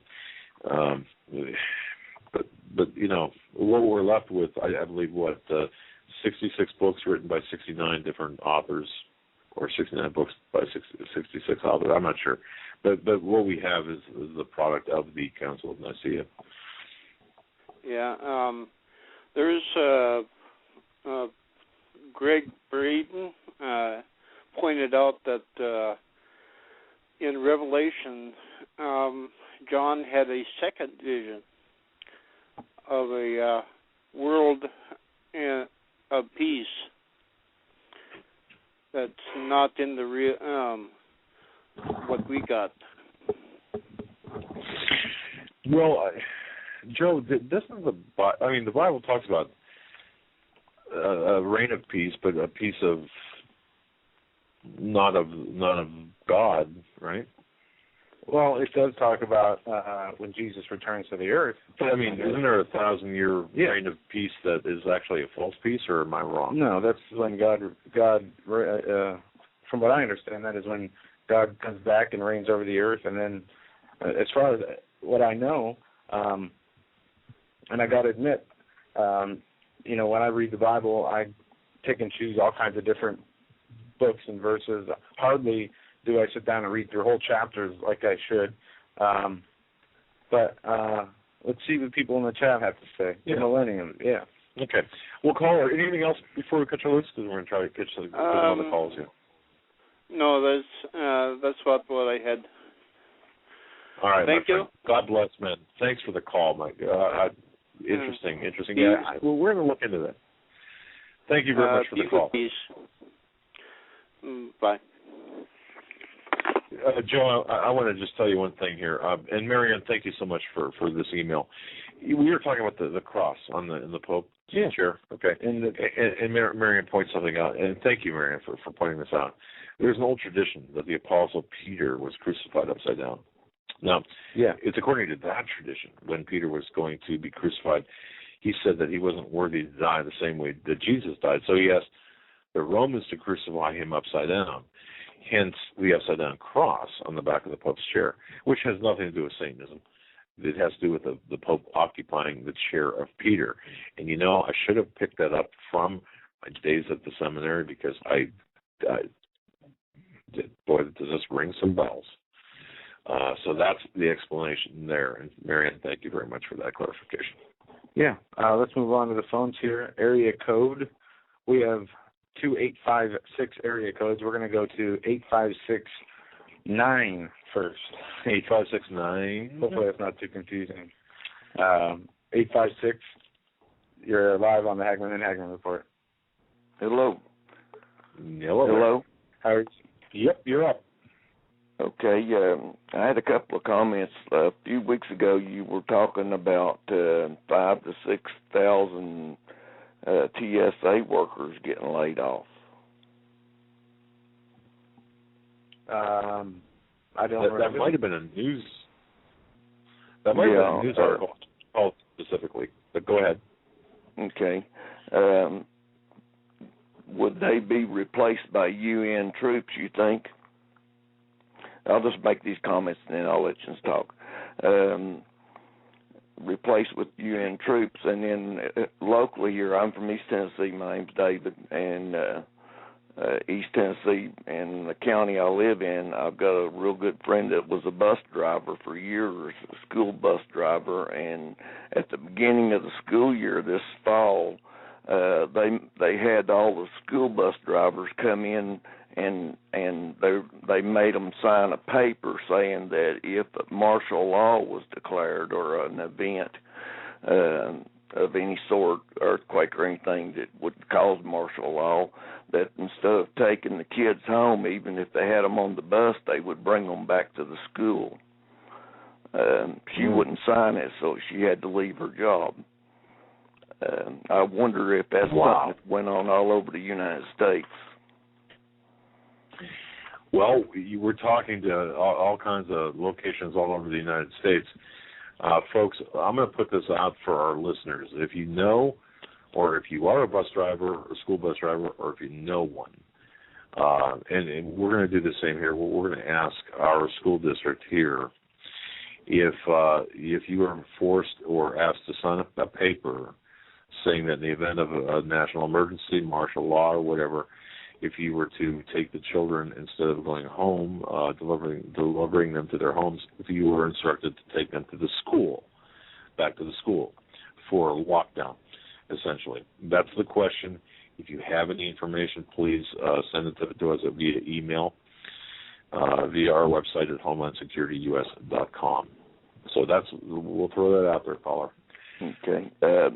Also, the news everywhere is trying to get officers in the schools with firearms. If the school bus drivers took the students back to the school, or it happened while they were in school, not en route home or to school, that those 5,000 to 6,000 laid off TSA workers replaced by UN troops could possibly hold the kids. And I talked to the local radio station here in my town, and he said he had put that out there before because it was kind of a policy for the whole government system to bring the kids into a stadium-like setting, and the parents would have to come to the schools to pick up their kids personally instead of having them on the school bus. And he said he had put that out before and didn't get him any response from it. But since these shootings in the schools, we love our kids, and if they wanted to take the guns and they kept a mother's child in a school and made them come to get them and push the issue of taking guns at that point, or you ain't getting your kids, then it's very possible that a lot of people turn over their guns. Well, caller, I'm of the other opinion. That's the last thing I'd ever want to do is get between a mother and her children, or a determined dad and the children, because, let me tell you, you don't want to get in the middle of that, and that would be a big mistake in my view. However, how long would it take them to put the TSA workers as guards in the schools? Well, good point. Those roaches have found their way to the highways now, and from the airports to the train stations to the bus stations to the highways. It's not going to be long before they're on the local streets and schools, movie theaters, and I guarantee if we see, a few more of these events like we saw in the last month or two, there will be a call, and the people will ask for it. I believe actually, like Kissinger said, they're going to be begging for troops on the streets. Yeah. Back in the 70s, he said that. But yeah, they're already demonstrating that they will use our kids. Even everything that's happened has been from Columbine all the way to now through the school system. And it's just infiltrated. Shooters in the school system or in a setting where children usually go to movie theaters or something. That's a good point. Caller, you make a good point on that. Isn't that interesting how from Columbine to Sandy Hook, the schools have been targeted? So that's very interesting. We're going to have to keep our eye on that. But God bless you. Thank you for the call. And the word's out there. Not a problem. The word's out there for bus drivers. So we're going to keep our eyes on that. We're going to inquire here. I made a note, Joe. We'll inquire here. Okay. And I did see a weird thing about the Sandy Hook shooting, that this guy that was accused of the killing was posting on Facebook. Right. I'm not in the school. I'm still in the bus. Just real weird things. I'll show you the video. You got to see it. It has the medical. I just want to another thing about Sandy Hook too. There were 4 movies that were, just real quick, folks, and the people who follow, that do the deep research into Illuminati, the bigger picture thing. 4 movies that were released the same weekend: Skyfall, Lincoln, Citadel, and A Royal Affair. There's 4 movies: Skyfall, Lincoln Citadel in a royal affair. In the trailer in Skyfall, there's a trailer for the Dark Knight movie, Dark Knight Returns. And in the trailer, it showed specifically a building with a sign with a sign that said Aurora, and it was supposedly the sign on the top of a building in Shanghai, China. And there's a lot of symbolism there I won't get into, but I just found that a rather interesting thought as we put pieces of that together. We only have a few minutes left in tonight's program, and I want to end with this. This is something that came out of the book I was talking about. People are going to start really calling us up at night and saying, "Why didn't you take my call?" And I'm sorry. No, I think we got through most of them. Okay.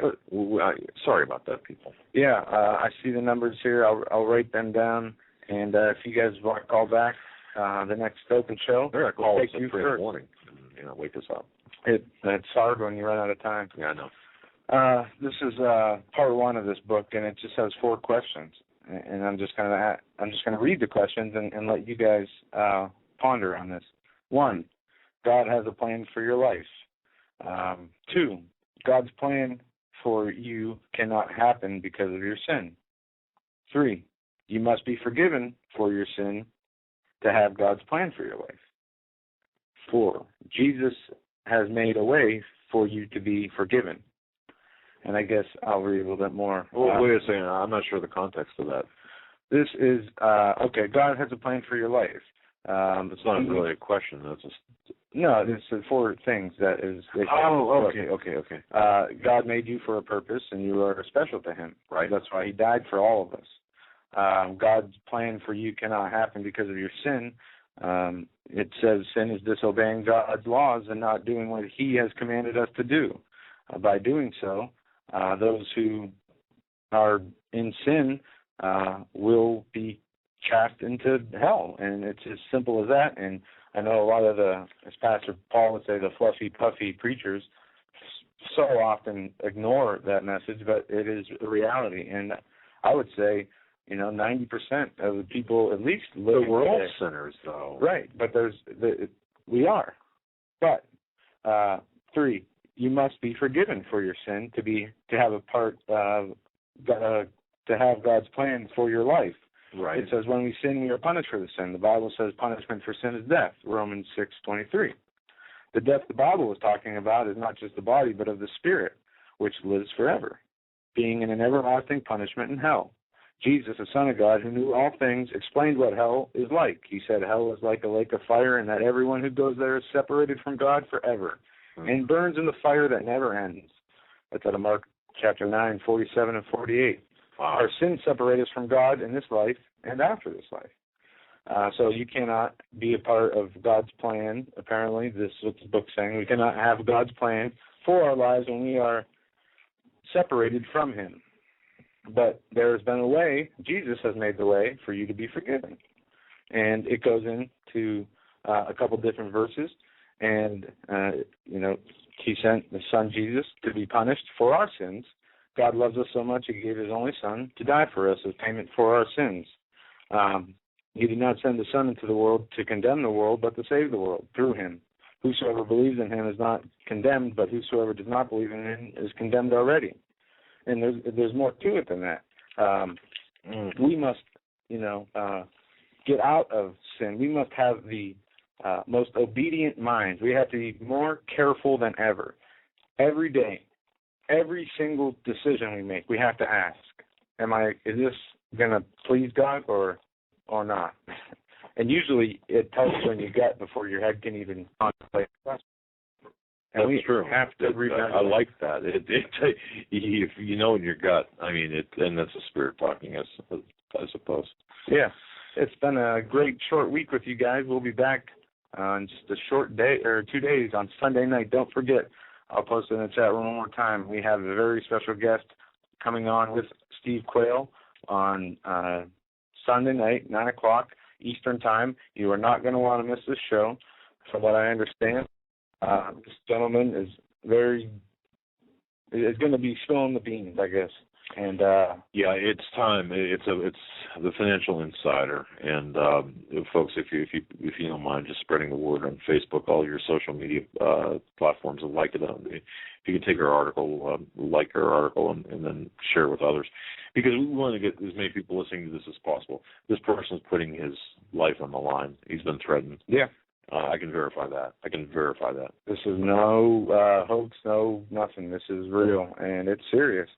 God bless each and every one of you. We hope you have a great weekend. Stay safe. We'll see you Sunday night. And if not, check the archives for that. Definitely. Well, thanks for listening. Really. Absolutely. God bless everyone. Good night.